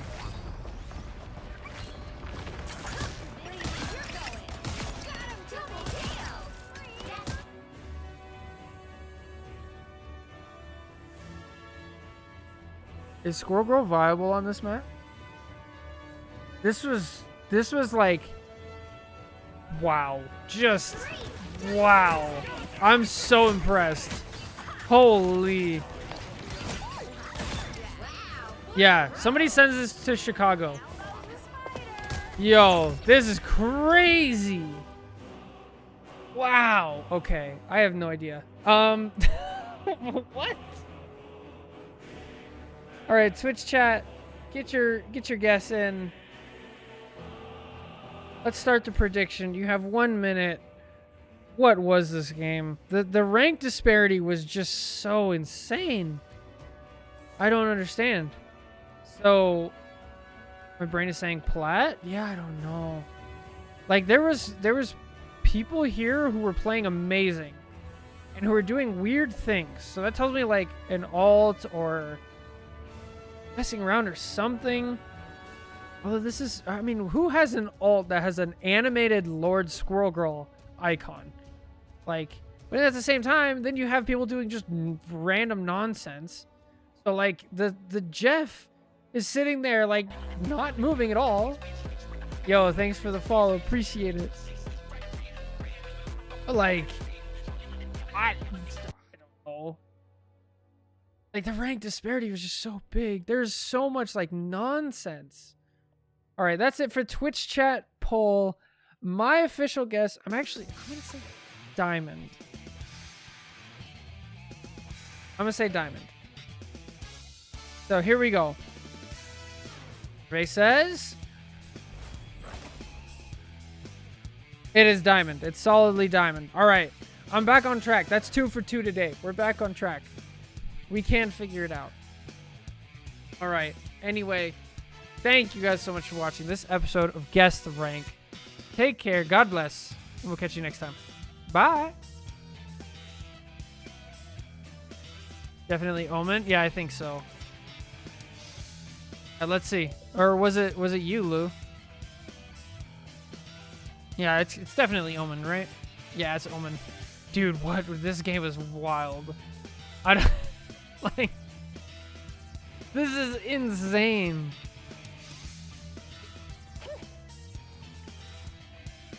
Let's see. Just a solidly GM player. Look at all seasons, all modes. They hit Celestial 1? When? Hang on, when did they hit Celestial 1? Celestial 3, Season 2. Season... Dude, they dropped from Celestial 1 to Diamond 2. That's insane. And they got there with a negative win rate. Ooh, that's so bad. Oh. Okay, I also want to look at just all seasons, all modes, and like 200 hours in score. Check if it's season 0. No, it's not season 0. It's season 2.5. Nice. Wow. Game. That was a season I had Celestial 1. Funnily enough, I dropped from Celestial 1 down to Celestial 2. I thought that was pretty bad for me at the end of the season. Yeah, that's something else. All right, guys. I believe that's all the time I have today. We have to name that VOD, though. Was Guess the Rank episode 62. So, I mean, of all the things, we had Flank Invis and the Flank Squirrel Girl. It has to be something with, like, a super calculated nuts or something, right? Like, I've never seen anything like that. That was insanity. Let me move the screen so we don't just hear Hulk grunting while we're coming up with the name.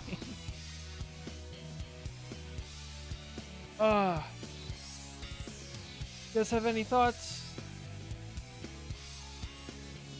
Calculated nuts, too bad or too good? Is that one accurate?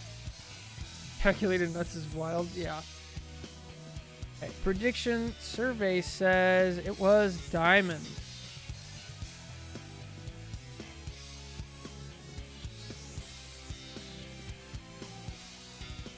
Oh, goofy.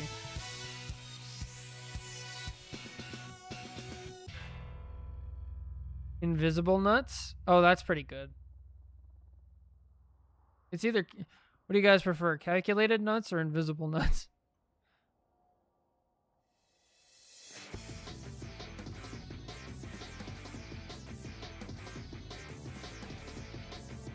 Smartest diamond player? I think I'm going with invisible nuts. What? That was just...